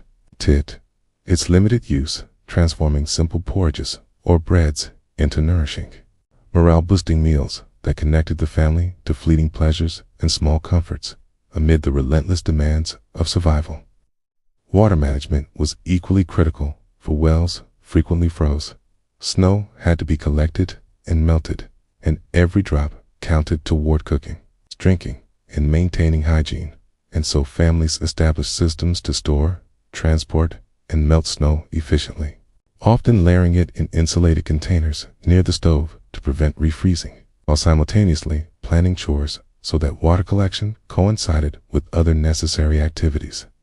minimizing exposure to the cold while ensuring that daily needs were met without squandering the effort required to produce usable water from the frozen landscape outside. In addition to consumables, every other resource was treated with similar reverence and calculation. From lamp oil that fueled dim but vital light during short winter days, to wood reserved for the most critical fires, to scraps of cloth, moss, and other materials that could be repurposed for insulation or clothing repairs, and families developed an almost instinctive sense of consumption and preservation,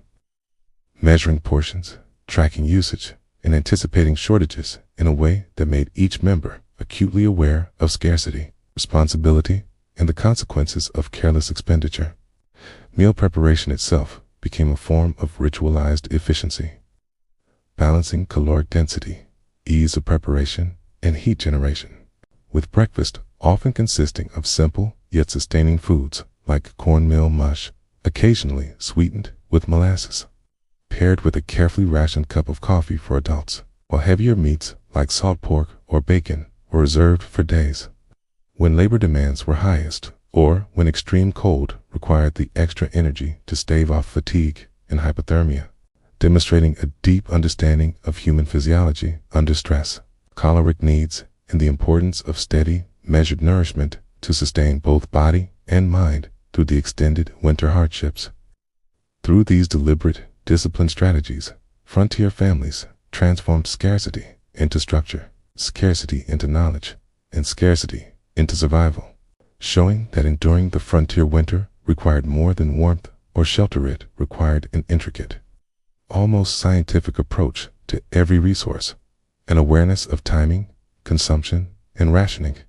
and the ability to extract maximum utility and sustenance from what little was available, all while maintaining the health, energy, and morale of the household. And in doing so, they turned the act of feeding, hydrating, and conserving into a critical pillar of winter survival, a practice that demanded foresight, attention, and an intimate understanding of the delicate balance between scarcity and necessity, ensuring that even in the coldest, harshest conditions, the family could endure, persist, and emerge unbroken. Yet, even as the family carefully rationed their meager supplies, one of the most persistent challenges of the winter months was access to water. For wells, once reliable sources of life, could easily freeze under the relentless cold, turning what was ordinarily a simple task into a daily test of patience, ingenuity, and endurance, and forcing families to rely on the slow, laborious process of collecting snow, transporting it indoors, and melting it over the carefully tended fire, a task that demanded both planning and physical exertion, for the volume of snow required to sustain cooking, drinking, and washing for even a single day could be staggering, and yet, without it, survival was impossible.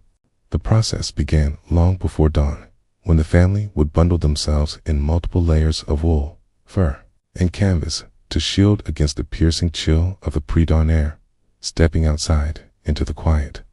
crystalline world of snow and frost, where every breath hung visibly in the air, and every movement was slowed by the weight of protective clothing and the stiffness brought on by cold, and carefully shovel fresh snow into insulated containers or wooden buckets, mindful to prevent spillage and minimize exposure to the elements, knowing that each lost scoop represented not only wasted effort, but a potential shortfall in essential water for the household. Once inside, the snow was melted over low flames, often in multiple stages, to prevent scorching or overboiling, while careful attention was paid to conserving both the fire's heat and the water produced, with buckets and kettles arranged to maximize thermal transfer and minimize evaporation, demonstrating an almost instinctive understanding of energy efficiency and resource optimization under extreme conditions, and transforming a simple necessity, liquid water, into a carefully orchestrated ritual of survival that required coordination, timing, and skill, where the smallest oversight could compromise hours of labor and endanger the family's daily functioning. The work of melting snow was not isolated to adults. Older children were trained to assist in hauling, stirring, and monitoring the water, learning not only the mechanics of the task, but also the underlying principles of planning, anticipation, and the critical importance of hydration for maintaining body heat, endurance, and cognitive function, lessons that were as practical as they were essential for long-term survival, and which instilled an early, deeply practical understanding of how human life depended on both careful observation and deliberate action. A skill set that, while seemingly mundane, was absolutely critical in an environment where frozen wells could not be taken for granted. And the harsh winter demanded nothing less than constant vigilance and precise management of every resource. Through this persistent and methodical approach, the Frontier family transformed the formidable challenge of frozen wells into a routine, a system of preparation, labor, and foresight that exemplified their ability to manipulate the environment to meet basic needs, demonstrating that survival in the harsh winter was never passive or accidental, but the product of disciplined action, learned experience, and a profound understanding of the interdependence between human effort and the unforgiving forces of nature. And in every steaming bucket of melted snow, one could witness the combination of endurance, ingenuity, and care that made life in the frozen frontier not only possible, but sustainable. Alongside the painstaking efforts to secure water, frontier families had to maintain an equally vigilant watch over other critical essentials, most notably lamp oil, whose steady flame illuminated the long winter nights and provided both practical light and a psychological anchor against the encroaching darkness. And every drop of this precious resource was carefully measured, rationed, and accounted for a single misjudgment could leave the household in near total darkness, complicating even the simplest tasks, increasing the risk of accidents, and diminishing morale at a time when hope and perseverance were just as vital as warmth and nourishment. The act of monitoring lamp oil was not a passive endeavor, but a continuous, deliberate process, involving frequent inspection of wicks, careful trimming to ensure efficient burning, and judicious refilling to prevent sudden depletion, practice that demanded constant awareness of both supply levels and consumption patterns, and which required the family to anticipate needs days or even weeks in advance, ensuring that every lamp could burn throughout the night without interruption, particularly during extended blizzards when the absence of sunlight left the cabin in an almost perpetual twilight. This same level of attentiveness applied to every other essential item, from spare firewood to carefully preserved foodstuffs, and even down to small tools and materials used for repairs or insulation, each regarded not merely as objects, but as lifelines whose careful management determined the household's ability to survive and function under extreme conditions. Every rationed candle, every ounce of lamp oil, every preserved scrap of food carried with it the weight of responsibility, the awareness that each member's comfort, health, and safety depended upon the collective diligence in monitoring and conserving resources, and that any lapse, however minor, could ripple outward, triggering a cascade of difficulties in an environment where the margin for error was vanishingly small. Moreover, managing these essentials demanded more than simple vigilance. It required foresight, coordination, and adaptability, as unforeseen events such as storms, accidents, or sudden temperature drops could accelerate consumption, strain reserves, and force quick, often creative decisions to stretch supplies without compromising survival. Adults modeled this careful stewardship for children, involving them in the process not only to share labor, but to teach critical lessons in planning, resource management, and the consequences of inattention, fostering an early understanding of the interconnectedness of effort, materials, and survival that would serve them throughout the winter and beyond. In this environment, the seemingly mundane act of tracking lamp oil or checking the status of other essential supplies took on profound significance, reflecting a household culture rooted in discipline, foresight, and collective responsibility, where the careful balance of resources was both a practical necessity and a tangible expression of care, preparation, and ingenuity, and where the light of each lamp burning steadily against the dark, frigid backdrop of winter symbolized not only visibility but hope, continuity, and the quiet triumph of human planning, its persistence, and determination against the relentless challenges imposed by the frontier landscape. In the unforgiving winter of the frontier, mastery over fire depended not only on the careful tending of flames and the meticulous rationing of lamp oil, but equally on a deep, almost instinctual understanding of wood in its properties.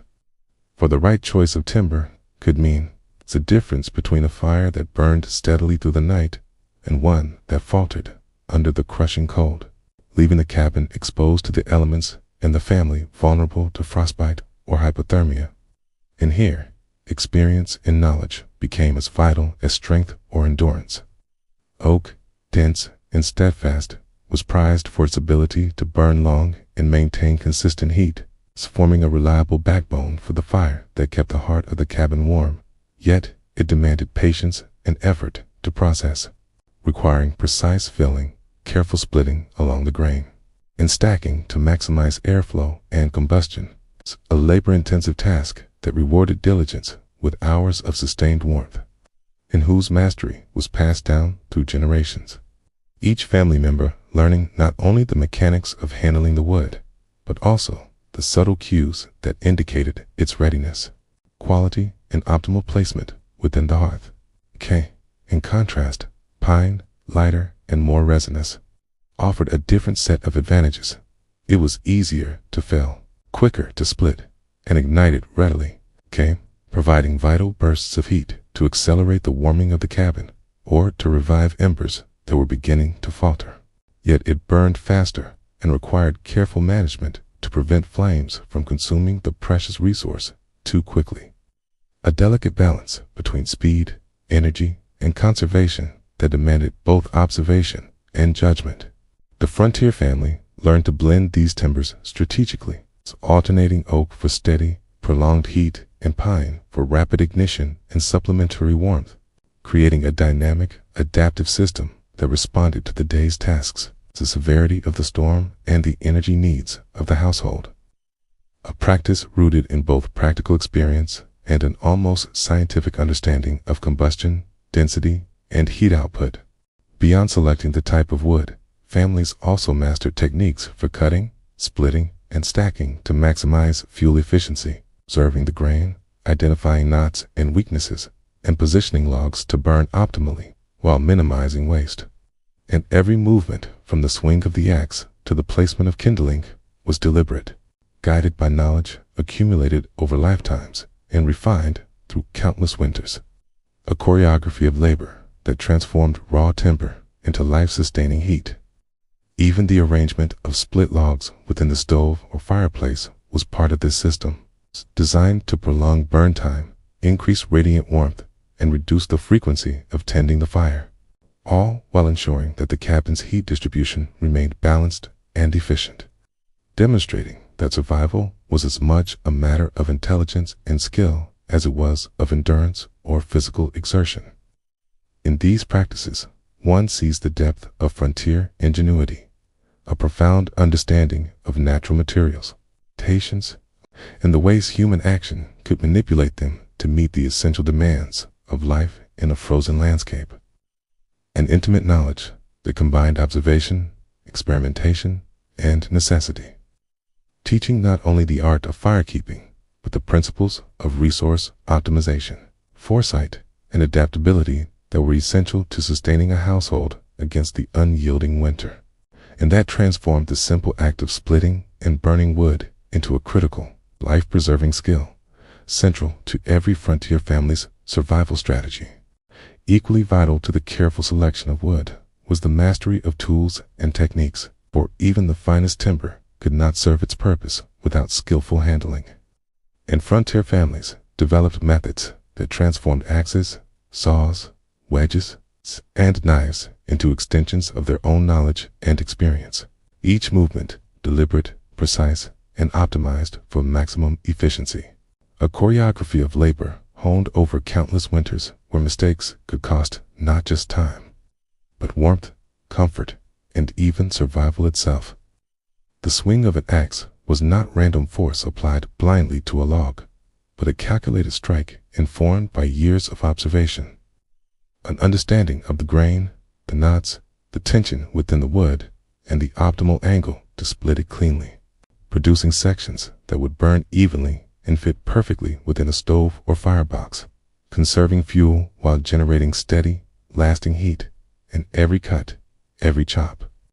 every placement was part of a larger system designed to transform raw, unyielding material into controlled warmth that sustained life through the coldest nights. Saws, wedges, and splitting mauls were wielded with equal precision,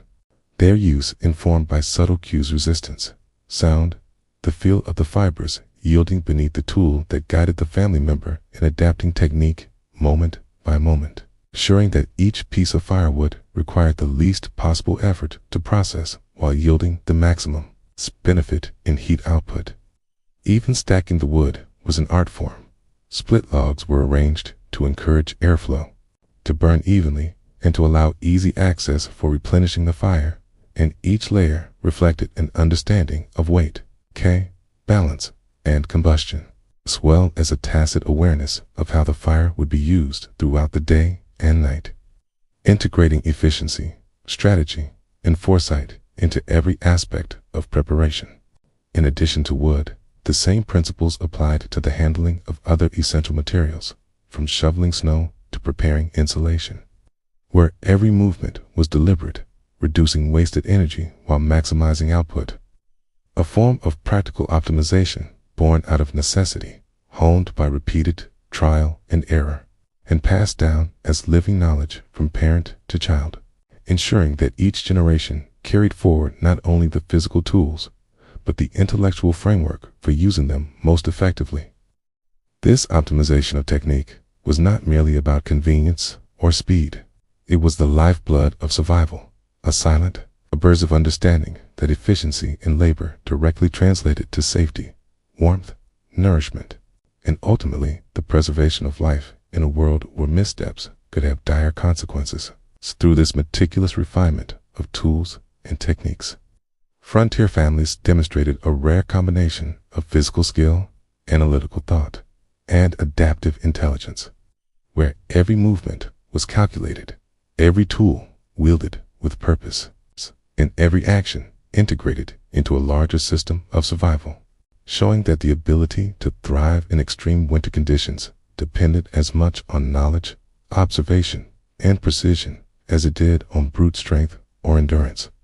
and that in the frozen wilderness, mastery over one's environment began with the careful, intelligent use of the tools at hand, transforming ordinary implements into instruments of life-sustaining efficiency.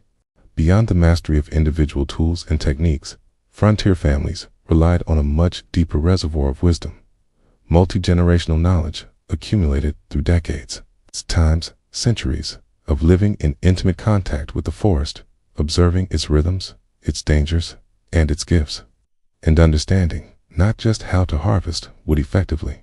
but how to manage the forest as a renewable resource to ensure survival, not only for the present winter, but for years to come. Responsibility that demanded foresight, restraint, and an almost reverential respect for the natural environment. Fathers and grandfathers taught children to read the subtle signs in the trees, the way branches bent under the weight of snow, the sound of sap running through oak or pine, the angles at which a tree would fall safely when cut, skills that allowed the family to select timber efficiently, minimize labor, and preserve the integrity of the surrounding woodland, ensuring that future winters would not strip the forests bare. This knowledge extended beyond the mechanics of cutting and splitting. It encompassed timing, rotation, and strategic planning. Certain species were favored for long-term heat,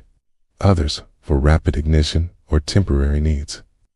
and the family learned to anticipate which areas of the forest could be harvested this season and which needed to be left untouched, balancing immediate survival against the sustainability of the environment. Every step, from selecting a tree to felling it, to splitting and stacking the resulting logs, reflected a multi-layered understanding of ecology, its energy, and human needs, all passed down through stories, observations, and hands-on guidance. A living curriculum that taught children the interdependence between humans and their surroundings, the subtle signs of weather, wood, and wildlife, and the consequences of impatience or misjudgment in a world that tolerated no mistakes. Even the simplest tasks, such as choosing which tree to fell for firewood or which dead branch to gather for kindling, became exercises in applied knowledge, combining observation, memory, came and experience in a seamless chain of decision-making, ensuring that labor was not wasted and that every piece of wood would serve the maximum possible purpose. This multi-generational insight also fostered a sense of continuity, of connection between past and present, instilling pride, responsibility, and a profound respect for the environment, while simultaneously creating a repository of practical knowledge that allowed the family to navigate winter's challenges with confidence and skill.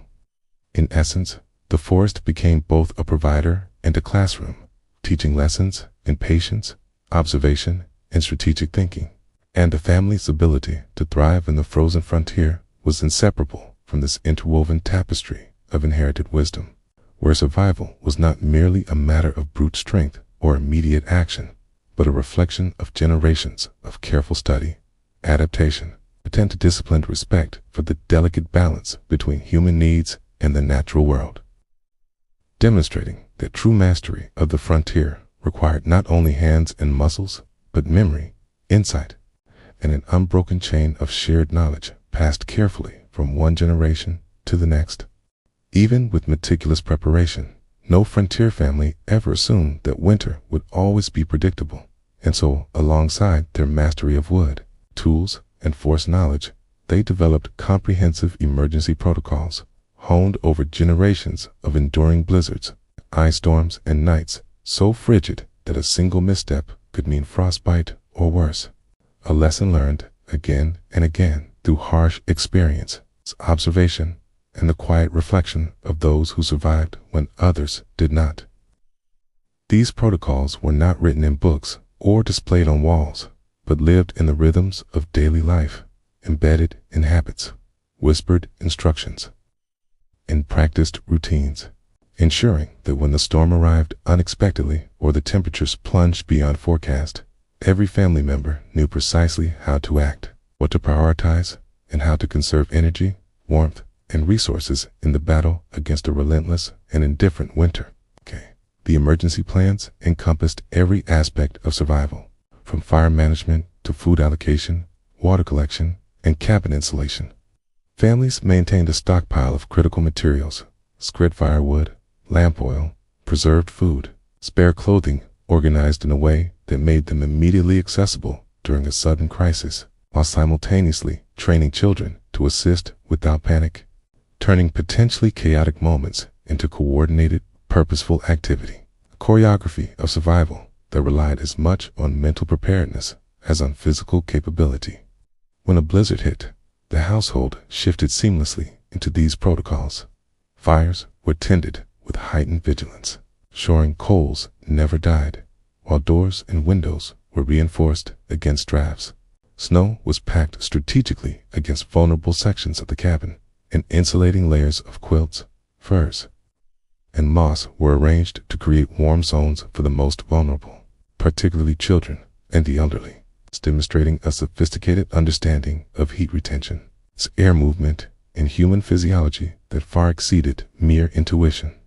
Families also established systems for monitoring and responding to the early signs of frostbite, hypothermia, and other cold-related emergencies, recognizing the waxy pallor of skin, the loss of sensation in fingers or toes, or the subtle slowing of movement in speech as warning signs requiring immediate attention. Protocols dictated preventive measures: layered clothing, greasing exposed skin with protective mixtures of animal fat and beeswax, and strategic positioning near stoves or hearths, as well as responsive actions such as warming extremities gradually, hydrating, and maintaining morale, all practiced so that even in the height of a storm, panic could be minimized and effective measures executed efficiently. Perhaps most importantly, emergency preparedness was deeply intertwined with social knowledge. Families maintained contact with neighbors, exchanged information about weather patterns, shared tools or firewood when necessary, and passed down survival techniques through stories, hands-on demonstrations, and communal problem-solving, creating a web of mutual aid that amplified individual resilience and extended the safety net beyond the walls of a single cabin. In this way, the frontier's extreme winters, with their unpredictable blizzards and merciless cold, were met not simply with endurance, but with a carefully orchestrated system of planning, knowledge, and action that transformed fear into competence, isolation into interdependence, and the potentially lethal challenges of winter into a structured, navigable reality, ensuring that survival was less a matter of luck and more a reflection of preparation, skill, and the disciplined application of time-tested strategies honed across generations. When the cold became too severe to manage through ordinary measures, frontier families often turned to ingenious temporary shelters and body heat shelters, simple yet remarkably effective structures that transformed limited space into concentrated zones of warmth, preserving life during the most punishing nights and storms, and reflecting a sophisticated understanding of heat retention in human thermodynamics that modern observers might easily underestimate. These shelters were not elaborate constructions, but carefully arranged micro-environments, often created by draping quilts or furs over tables, chairs, or low frames to form small, enclosed spaces where heat from stoves, candles, and, most importantly, the bodies of family members could accumulate, effectively multiplying the warmth within a confined volume and providing relief from the bitter draft that constantly swept through log cabins. Inside these spaces, the family's organization was meticulous. The youngest and most vulnerable members were positioned at the center, surrounded by older siblings and adults whose body heat radiated outward, reinforcing the thermal barrier and creating a microclimate, sometimes 20 or even 30 degrees warmer than the main cabin itself. A life-saving difference that could prevent frostbite or hypothermia when the storm raged beyond the walls. Every item of clothing, every layer of quilt or fur, every placement of a child or adult was intentional as a result of repeated practice, observation, and refinement across generations, demonstrating that survival in the frontier winter was as much an exercise in spatial awareness and planning as it was in endurance or resource management. These shelters also allowed for careful tending of the fire without exposing children or weakened family members to the frigid air, as only a single adult might briefly leave the microclimate to add fuel or adjust coals, while others remained safely insulated, conserving heat and energy while maintaining vigilance over the most critical life-supporting element of all, warmth. Families even incorporated reflective surfaces such as oiled paper or polished metal to direct heat more efficiently within the enclosed space, further enhancing the thermal properties and creating a surprisingly comfortable refuge in conditions that would otherwise be fatal. And all of this was achieved without any modern technology, relying solely on observation, ingenuity, and disciplined application of simple materials in clever configurations. Beyond the physical warmth, these body heat shelters fostered psychological resilience, providing a sense of security and cohesion during long, dark nights when the wind screamed through the trees and snow piled relentlessly against the cabin walls. And in these small, enclosed spaces, children learned both patience and trust, witnessing firsthand the careful planning and protective measures of their elders, internalizing lessons that would become critical for their own survival in future winters. In essence, temporary and body heat shelters exemplified the frontier family's capacity to innovate under extreme pressure, transforming the most basic household objects into life-sustaining systems, and proving that in the frozen wilderness, human ingenuity, careful observation, and strategic use of limited resources could create safety, warmth, and comfort, even in the harshest imaginable conditions. Even with the careful construction of shelters and the strategic management of warmth, frontier families knew that no measure could fully protect them from the subtle but relentless threat of frostbite, and so the ability to detect its earliest signs and take immediate preventative action is among the most critical survival skills, a knowledge that can mean the difference between minor discomfort and permanent injury, or, in extreme cases, life and death. Children were taught to pay close attention to the sensations in their fingers, toes, noses, and ears, learning to recognize the first hints of numbness, tingling, or a waxy pallor of the skin, signals that indicated the body was losing heat faster than it could generate it, and that immediate intervention was required.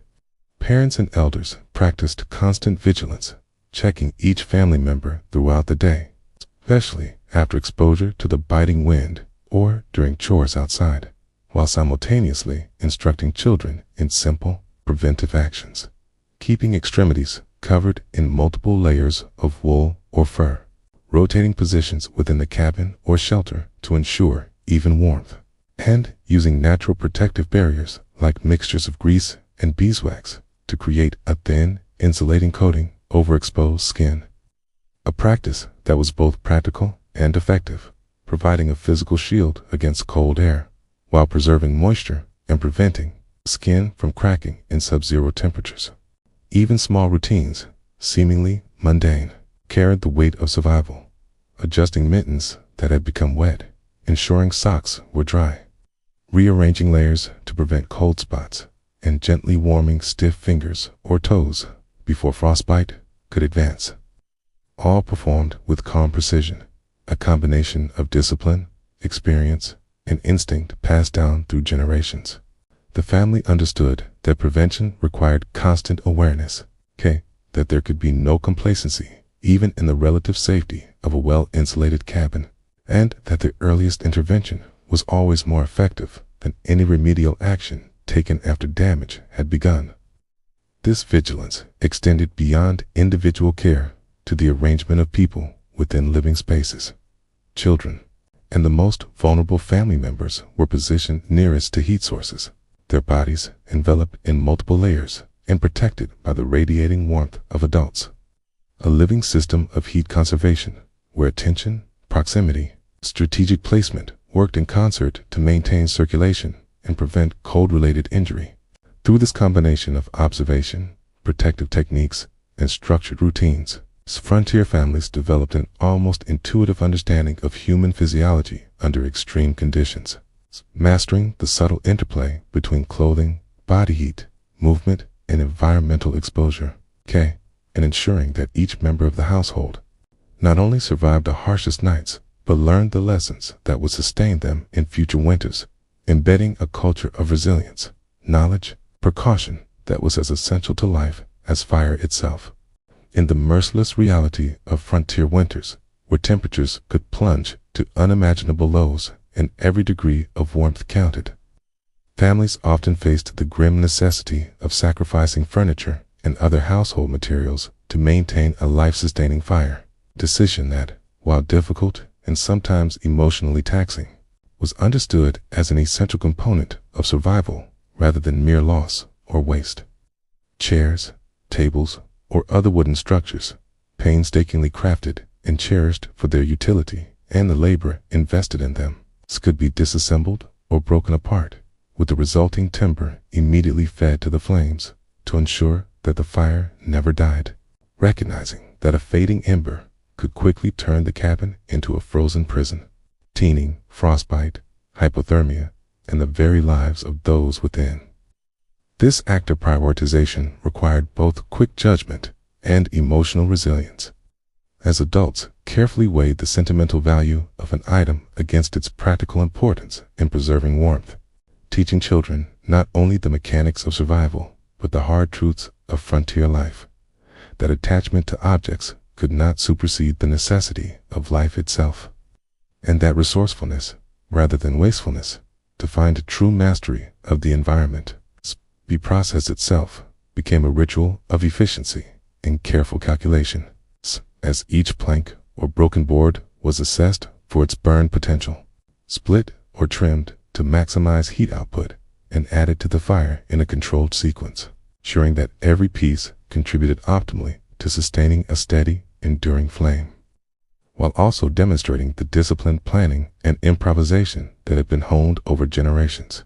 2. Meet the unpredictable demands of extreme winter conditions. Even as furniture was sacrificed, the family continued to maintain order and structure within the cabin,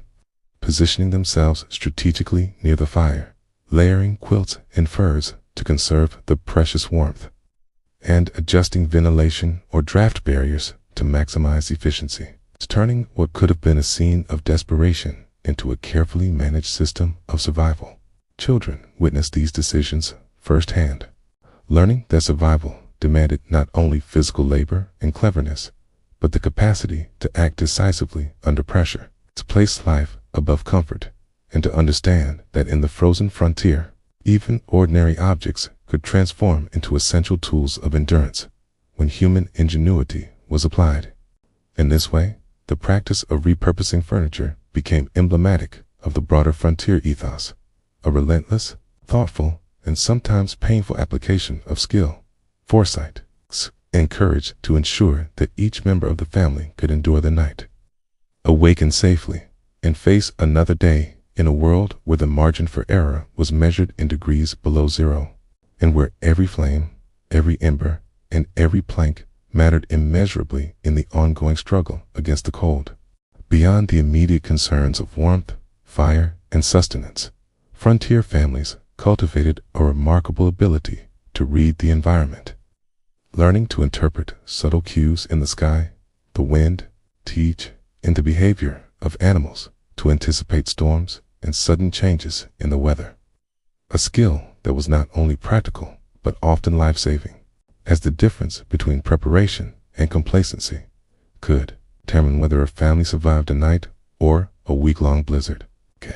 These observations were refined over years, sometimes decades, and passed down from parent to child as both instruction and instinct, a living encyclopedia of environmental awareness that allowed families to detect patterns invisible to the untrained eye. From the smudged hues on the horizon that heralded the storm to the shifting texture of clouds or the eerie stillness in the air that preceded rapid temperature drops, creating a mental map of seasonal behavior that guided decisions in every aspect of frontier life. Children were trained to notice these signals early, often under the guidance of their parents, learning not only to watch, but to interpret the way the wind cut through trees, the sudden chatter or flight of birds, even the sharp creak of ice or the subtle odor carried on the cold air all became part of a sophisticated system of predictive knowledge, a combination of observation, memory, and intuition that allowed the family to act with foresight rather than reaction. Decisions were made in advance. Extra firewood was cut and stacked. Water containers were filled, food rations carefully portioned, and temporary shelters or body heat shelters readied. Each action timed to maximize efficiency and minimize risk, ensuring that when the storm struck, the household could respond smoothly and decisively rather than scrambling in panic. This environmental literacy also extended into the forest itself, where understanding the behavior of trees, the orientation of slopes, and the distribution of snowdrifts could mean the difference between gathering fuel efficiently or exhausting energy in futile effort. And even the seemingly mundane act of stepping outside carried information. Footprints, the angle of snowflakes, and the way smoke drifted from neighboring cabins all provided clues that contributed to the family's mental model of the day's hazards. Over time, these practices became second nature, woven seamlessly into daily routines so that survival was as much a product of knowledge and attentiveness as it was of physical labor. The frontier home became a hub of constant observation, adaptation, and proactive management, where every glance at the sky or rustle in the trees was a potential signal, a small piece of intelligence in the ongoing challenge of living, working, and enduring in an environment that demanded respect, vigilance, and unbroken awareness. Alongside the keen observation of immediate cues, frontier families relied heavily on experience-based patterns to estimate the duration and severity of blizzards, skill that developed through years of repeated exposure to the unforgiving rhythms of winter and became an essential part of survival strategy, allowing households to prepare not just for the arrival of a storm, but for the challenges that might extend over several days or even a week. These estimations were not made by looking at thermometers or consulting forecasts, tools that modern society now takes for granted, but through careful attention to subtle signals, the speed at which clouds moved across the sky, The density of drifting snow, the particular way the wind shifted through the valleys, and the cumulative lessons of countless winters stored in memory and oral instruction. A knowledge encoded in the instincts and routines of every family member who had endured the icy months before. Children were often included in these lessons, not through formal instruction, but by accompanying adults in daily activities and learning to recognize patterns. Naturally, noticing that a sudden quiet in the wind often preceded a peak in snowfall, or that the early morning color of the horizon could indicate a storm's intensity. And over time, they developed the intuition to predict how long a blizzard might last, how much wood would need to be burned, or when water supplies might run dangerously low. Parents supplemented these predictions with practical preparation, adjusting rations, redistributing fuel, and creating or reinforcing shelters, all calculated to endure the full anticipated duration of the storm, and every decision carried weight. As misjudgment could result in frozen water wells, dwindling food, or dangerously cold interiors, where even a few hours of exposure could have devastating consequences. This experience-based forecasting extended beyond immediate survival, shaping routines and social interactions. Families would plan trips to neighboring homesteads, arrange cooperative firewood gathering, or share knowledge of safe routes and shelter locations, all grounded in the same patterns they had learned to read in the environment. In essence, every storm became both a test and a classroom, where observation, memory, and judgment intersected to create a nuanced understanding of Montana winters that was as much art as science. A combination of careful calculation and instinct honed over decades, and a reminder that survival on the frontier was never passive. It demanded continuous attention, interpretation of subtle signs, and the willingness to act decisively based on patterns learned not from books or devices, but from lived experience, where every winter offered new lessons for the vigilant, adaptable family. Beyond the cabin walls, where snowdrifts could reach chest height and the wind cut through every exposed layer, frontier survival was not a solitary endeavor, but a deeply social one, rooted in networks of mutual aid and knowledge exchange that extended across scattered homesteads, linking families into a fragile yet resilient community whose survival depended as much on cooperation as on individual skill. In a world without telephones, road plows, or emergency services, the ability to endure a harsh winter required neighbors to know one another intimately, not just personally, but practically, understanding the strengths, resources, and limitations of each household, and building a web of support that could be activated at a moment's notice when a storm struck, a well froze, or a fire faltered. These connections were reinforced through deliberate visits, shared labor, and the informal teaching of survival techniques. An elder might demonstrate how to compress snow against the cabin walls for insulation. A skilled woodcutter could advise on the selection and splitting of fuel, or a mother might pass along the precise formulation of a protective beeswax mixture to shield exposed skin from frostbite. Such exchanges were more than practical. They were foundational to the culture of the frontier, instilling values of reciprocity, patience, and foresight. A family that received help one season was expected to pay it forward in the next. A cycle of support that not only preserved life, but nurtured competence, confidence, and the subtle wisdom of living in a harsh, unpredictable environment. Children observed and participated in these interactions, learning the importance of generosity and responsibility alongside technical skills, absorbing lessons that could not be written down but had to be experienced firsthand. How to navigate deep snow safely, how to improvise temporary shelters, how to ration resources judiciously, and how to assess a neighbor's needs while balancing their own household priorities. Over time, these patterns of mutual aid became an invisible infrastructure of survival, where the strength of the community often determined the endurance of each individual family, and where knowledge accumulated over generations was shared freely yet strategically, because it was not just information, but a lifeline. In this way, the social networks of the frontier were as critical as firewood, insulation, or clothing, forming a complex, adaptive system that allowed scattered homesteads to persist in conditions that could otherwise overwhelm even the most skilled family, and reminding us that survival in extreme environments has always been both a technical and a profoundly human endeavor, rooted in the intertwining of labor, knowledge, and trust. While frontier families relied on each other for survival, they also understood that true resilience was built not merely through receiving aid, but through a delicate balance of helping neighbors, while ensuring that everyone, including themselves, continued to develop the practical skills necessary for independent survival. Assistance was never given as a simple handout. It was a carefully managed exchange of knowledge and labor, where the act of helping also became a teaching moment, an opportunity to pass down techniques honed over generations. From managing the firewood supply efficiently to improvising insulation or reading subtle weather signals, so that every family member and every visiting neighbor emerged stronger, more competent, and more self-reliant.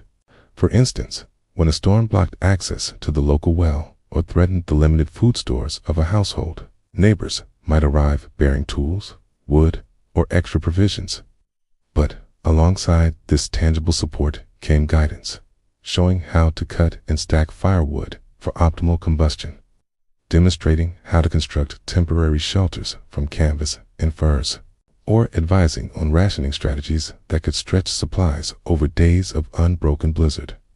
The elder members of the community watched closely as younger adults and children participated, correcting mistakes gently, emphasizing the reasoning behind each action, instilling an understanding that survival was not just about reacting to emergencies, but about mastering the underlying principles of resource management, body protection, and environmental awareness. This approach created a culture where assistance strengthened rather than weakened the recipient, fostering confidence and competence while reinforcing social bonds. Families learned that helping too much without engagement could inadvertently make a neighbor dependent, while providing the right combination of support and instruction ensured that each household could eventually face adversity on its own terms, equipped with both experience and knowledge. Over time, this philosophy of mutual aid, tempered with education, became a cornerstone of frontier society, allowing scattered homesteads to endure winters that would have overwhelmed isolated families and cultivating a resilient network of interdependent, skilled, and capable individuals, each contributing to a community in which survival was a shared responsibility, and where the exchange of knowledge, labor, and foresight was as valuable as the fire that burned steadily through the coldest nights, keeping both bodies and spirits alive against the relentless grip of winter. In the unforgiving winters of the frontier, survival was never simply a matter of enduring cold nights or rationing firewood. It was a complex interplay of technical expertise and social cooperation, where every skill, observation, and decision was intertwined with the support and knowledge of neighbors, creating a dynamic system that allowed families to thrive despite conditions that could easily overwhelm the unprepared. A family's ability to manage fire efficiently, insulate their cabin, prepare layered clothing, prevent frostbite was crucial, but these same technical skills gained far more significance when shared and reinforced through the communal network of scattered homesteads, where guidance, labor, and advice flowed freely in a culture built on reciprocity and the understanding that individual competence could never exist in isolation in such a harsh environment. Every storm or extreme cold event became a living classroom where lessons in firewood selection, thermal engineering, and rationing intersected with the subtler arts of reading the weather, improvising temporary shelters, and anticipating emergencies before they became catastrophic. And these lessons were amplified when families came together to work, cage, and learn from each other, creating a combined knowledge base that transcended individual experience and allowed the entire community to act with foresight and precision. In this way, frontier survival was not just a matter of personal endurance, but a social endeavor where observing the signs in the sky, understanding the properties of different woods, layering clothing effectively, tending to fires with meticulous care became part of a larger system of collaboration, trust, and shared responsibility, a network in which each person's expertise and effort contributed to the safety and prosperity of the whole, and where the line between individual skill and collective resilience blurred, demonstrating that the frontiersmen and women who endured Montana winters relied as much on the wisdom and cooperation of their neighbors as on the knowledge they carried within their own homes. In essence, the technical mastery of winter survival, from fire management to insulation and resource allocation, was inseparable from the social structures that allowed these techniques to be taught, quite reinforced, and applied collectively, illustrating that the enduring success of frontier families was built on an intricate balance of skill, observation, experience, and communal support, and that without this combination, even the most well-prepared cabin and the most experienced cave family could quickly succumb to the merciless cold that defined the frontier landscape. Amidst the relentless cold and the ever-present threat of blizzards, frontier families understood that survival was not only a matter of physical preparation or technical skill, but also of cultivating mental resilience, particularly among the children, who represented both the future of the homestead and the ongoing transmission of hard-won knowledge. And so education in survival skills was woven seamlessly into daily life, not through formal lessons or textbooks, but through constant observation, participation, and hands-on practice, allowing young minds to internalize the logic and rhythm of life in extreme winter conditions from an early age. From the moment a child awoke to the bite of pre-dawn frost, they were immersed in a world where every task, no matter how mundane it seemed, carried lessons about resource management, risk assessment, and bodily care. Helping to carry firewood to the stove, assisting in layering clothing, observing the careful stacking of insulated bedding, or watching elders tend fires with precision, all of these experiences were subtle but powerful forms of education, embedding the principles of survival in the child's memory and intuition. Even small daily routines became exercises in judgment, patience, and attentiveness, noticing the first signs of frostbite on the siblings' fingers, understanding why snow was compacted against certain parts of the cabin to prevent drafts, or recognizing which branches of a fallen tree would yield the most efficient firewood. And over time, these repeated interactions created a foundation of knowledge and confidence that enabled children to act decisively when challenges arose, reducing panic, preventing errors, and fostering a sense of agency that was essential for long-term endurance. The mental resilience cultivated in this way was intertwined with physical skill. As children learned to anticipate danger, think critically about resource allocation, can assess the immediate environment for both opportunities and risks, all under the careful guidance of their parents and community mentors, who balance protection with the necessity of allowing mistakes to become learning opportunities. In this way, frontier life transformed children into capable, perceptive, adaptable individuals who could contribute meaningfully to household survival, where education and practical experience were inseparable, and where every lesson learned in observation, practice, and careful imitation reinforced not only the technical skills required to endure extreme cold, but also the mental fortitude necessary to approach each day with composure, focus, and the confidence that their training, inherited wisdom, and lived experience would carry them and their families through even the harshest Montana winters. Every day on the frontier, life was governed by a rhythm dictated by the cold, the snow, and the ever-present threat of disaster. And within this rhythm, routine, vigilance, and teamwork became the scaffolding upon which resilience was built, weaving together individual skill, communal effort, and careful planning into a seamless fabric that allowed families to endure what might otherwise have been insurmountable hardships. And as the sun rose over frost-laden fields, each member of the household knew precisely what their responsibilities were. from tending the fire to ensuring that every blanket was properly positioned, every layer of clothing secured, and every essential supply accounted for. Because even a single lapse in attention could cascade into life-threatening consequences when temperatures plunged and storms swept across the landscape with little warning. Vigilance was constant and multifaceted. Eyes scanned the horizon for signs of weather changes. Hands monitored the state of the fire and the integrity of insulation. And ears remained attuned to the subtle sounds of cracking ice, shifting snow, or the low whine of the wind that might signal the approach of a blizzard. And this constant alertness was paired with the disciplined routines of daily survival, which dictated when to fetch water, prepare meals, layer clothing, or reinforce the cabin's defenses. And over time, these routines became second nature, an internalized cadence that allowed the family to function efficiently and effectively even under extreme stress. Teamwork, however, was the invisible glue that transformed individual vigilance and routine into collective resilience, as no one could endure the frontier winter alone. Adults and children alike worked in concert, communicating through gestures, shared labor, and silent understanding, anticipating each other's needs and filling gaps without prompting.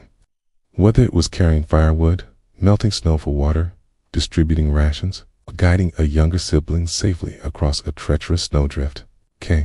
And in these coordinated efforts, each member reinforced the skills and confidence of the others, creating an environment where mutual dependence was not a weakness, but a source of strength, a dynamic system in which the sum of knowledge, effort, and attention far exceeded what any one person could accomplish alone, and where the mastery of routine, the cultivation of vigilance,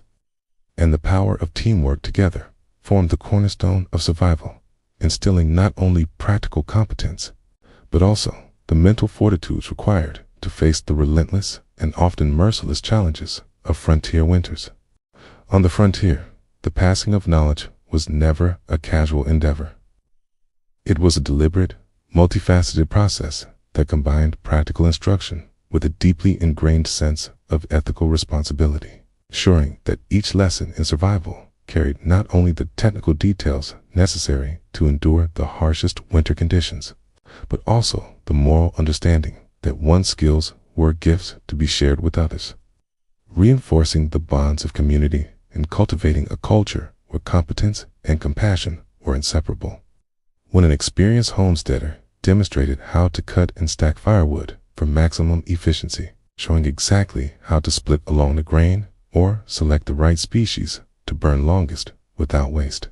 the lesson went beyond mere mechanics. It included guidance on observing the surrounding forest, understanding seasonal patterns, and preparing for potential emergencies,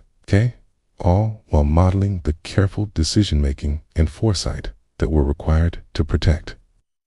not only one's own family, but also neighbors whose survival might depend on shared knowledge and mutual assistance. Children watched and imitated, absorbing subtleties in posture, timing, technique that no book could convey, while adults internalized the philosophy that knowledge was a social contract. To hoard expertise was to risk the community as fragility, while sharing it responsibly strengthened everyone and created a web of interdependence in which each person's capability contributed to the resilience of the whole. This ethical dimension was reinforced through storytelling, mentorship, and hands-on practice, where teaching someone to tend a fire, insulate a cabin, or anticipate a blizzard was accompanied by lessons in judgment, patience, and accountability, ensuring that the knowledge could be applied thoughtfully and with respect for the lives it affected. In this way, survival skills were transmitted across generations, not only as practical know-how, but as a moral imperative, embedding in every family member an understanding that their competence was inseparable from their duty to protect, guide, and support others, forging a community in which technical mastery and ethical responsibility were intertwined, and where the ability to endure the harshest winters depended as much on the strength of relationships and shared wisdom as it did on individual skill.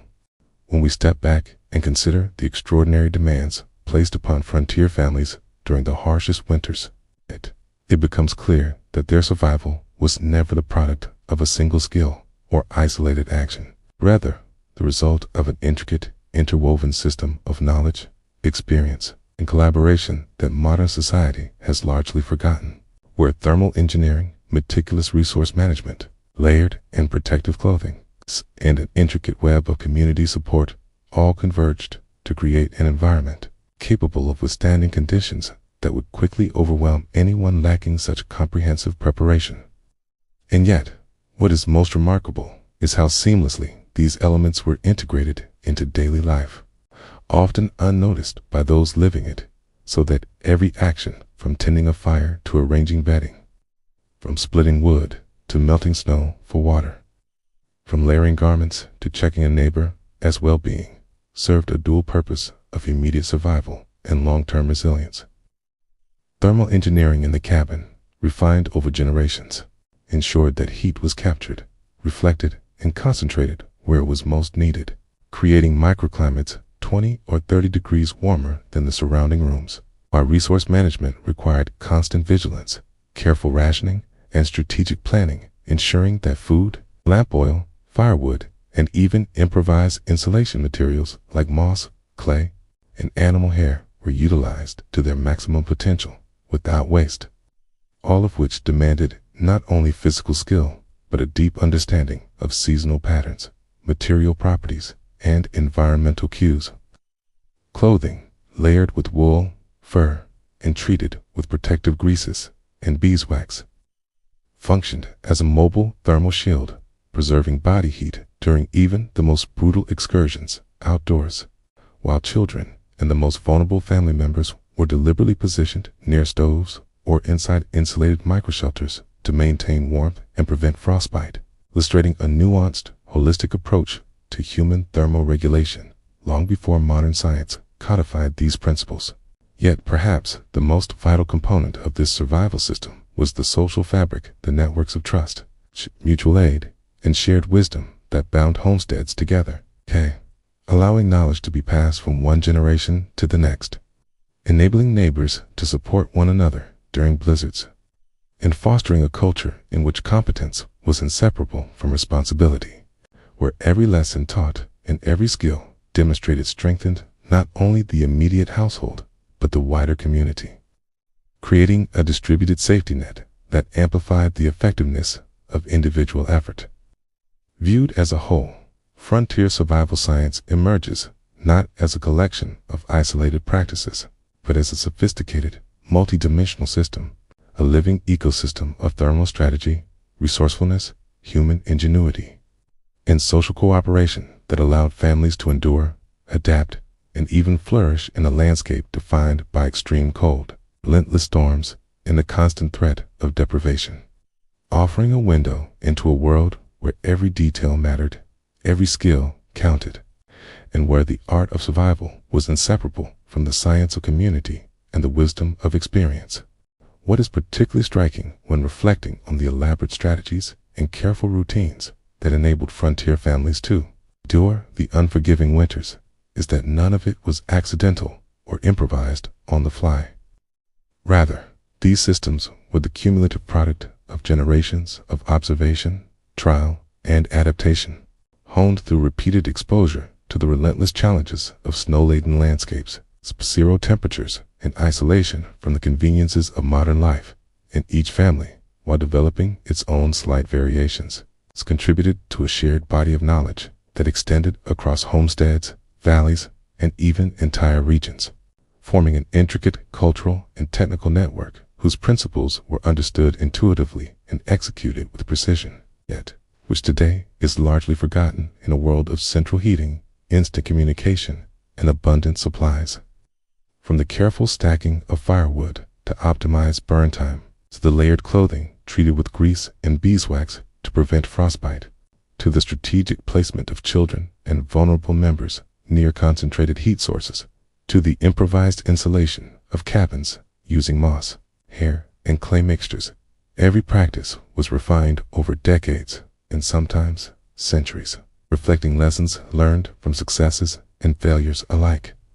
encoded into routines that felt natural and effortless to those who lived by them, but which demanded keen observation, foresight, and adaptability.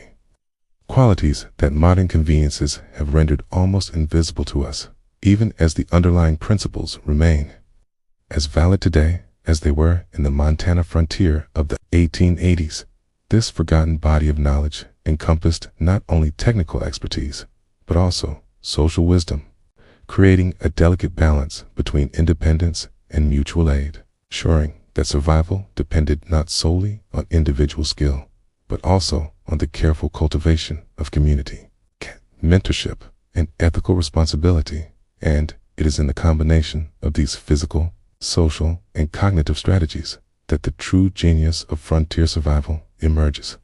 offering a lens through which we can appreciate not just how people endured extreme cold, but how they thrived within a system that integrated generations of learning, human ingenuity, and deeply embedded cultural practices into a coherent framework capable of sustaining life under conditions that would challenge even the most prepared among us today, leaving behind lessons that are at once practical, inspiring, and a poignant reminder of how much human knowledge can be lost when convenience replaces necessity. In the harsh, unyielding world of frontier winters, every action carried weight far beyond what we might imagine today. For even minor mistakes, whether a poorly stacked log, a misjudged layer of insulation, forgotten layer of wool, or a lapse in attention to the fire, could quickly escalate into life or death consequences, turning what might seem like a trivial oversight into a situation of imminent danger. And the cold itself was relentless, penetrating clothing, spinning through poorly sealed gaps in the cabin walls, and attacking exposed skin with a slow, insidious cruelty that demanded constant vigilance, experience, and foresight. The people of the frontier understood, often instinctively, that survival was a fragile balance, maintained by the careful interplay of countless small decisions and repeated actions, each one contributing incrementally to the overall safety and warmth of the household. And a single misstep could compromise not only personal well-being, but the health and lives of children, elders, and vulnerable family members whose trust and reliance were absolute. This awareness transformed everyday tasks into exercises of precise calculation and meticulous care. Whether it was chopping and splitting firewood to exact sizes for optimal burn efficiency, clearing clothing in a manner that preserved mobility while maximizing insulation, tending the stove to maintain a stable heat output without depleting precious resources, or arranging sleeping positions so that the youngest and most susceptible members received the greatest warmth. And in all of these actions, the margin for error was vanishingly small, creating a culture of respect, attentiveness, and shared responsibility that permeated every aspect of life, where the stakes were not hypothetical but immediate, tangible, and often brutal, reinforcing the reality that the frontier was a place where skill, knowledge, and ethical diligence were inseparable from the very act of living, and where each successful day of warmth, nourishment, and safety was the direct result of a carefully orchestrated dance with nature, a dance in which even the slightest misstep could have devastating consequences, leaving no room for complacency, carelessness, or ignorance. As we step back from the detailed routines, ingenious strategies, and careful calculations that defined life on the frontier, a remarkable picture emerges, revealing that survival during these brutal winters was never the result of luck or chance, but the outcome of a finely tuned system of skills, knowledge, and collaboration honed over generations. A system in which every log split, every layer of clothing, every morsel of food, and every act of vigilance contributed directly to sustaining life under conditions that modern society can scarcely imagine. And yet, the genius of these families was not only in their technical abilities, but in their holistic understanding of how human bodies, shelter, and community interact with an often unforgiving environment, allowing them to endure temperatures plunging to -40 degrees Fahrenheit and blizzards that could last days, weeks, or even longer without the benefit of central heating, electricity, or instant communication. In the quiet hours before dawn, when the cold first pierced the cabin walls and frost crept silently across window panes, these families rose with a mixture of dread and determination. Layering themselves in hand-knit wool, fur-lined moccasins, and grease-smeared cheeks, while tending fires that demanded constant attention, lest the entire household succumb to the bitter chill. Knowing that the smallest lapse in vigilance could lead to frostbite, hypothermia, or worse, breakfast was no indulgence, but a carefully calculated act of sustenance, emphasizing caloric efficiency over flavor, while water had to be painstakingly sourced from melted snow when wells froze solid. And lamp oil and other essentials were measured and preserved with meticulous care, illustrating a life in which every resource was precious and every action had tangible consequences. Fire and heating techniques were elevated to an art form, with families selecting, cutting, splitting, and stacking wood to maximize heat output, applying subtle principles of thermal engineering in stove placement and cabin layout, creating microclimates within their homes that could be 20 or 30 degrees warmer than the surrounding air, often through the ingenious use of moss, hair, clay, and other improvised insulation materials that demanded labor-intensive application but offered the difference between comfort and calamity. Clothing and body protection were equally sophisticated, knitting multiple garments and using natural substances like beeswax or animal grease to prevent frostbite, while the most vulnerable infants, children, and the elderly were deliberately positioned near heat sources or within temporary body heat shelters where human warmth was pooled and preserved in a delicate balance of space, insulation, and vigilance. These families mastered resource management with a strategic mindset that balanced immediate survival with long-term sustainability, understanding the properties of different types of wood, conserving every scrap of fuel, rationing food and luxuries like molasses and coffee, and maintaining detailed knowledge of how environmental cues could predict the onset, severity, and duration of storms, allowing them to plan ahead and act decisively when a blizzard threatened, often improvising temporary shelters or sacrificing furniture to keep the fire burning, demonstrating a combination of technical mastery and practical creativity that modern conveniences have rendered nearly invisible. Yet, frontier survival was never solely an individual endeavor. Social networks and community support were indispensable, as families shared knowledge, aided neighbors in emergencies,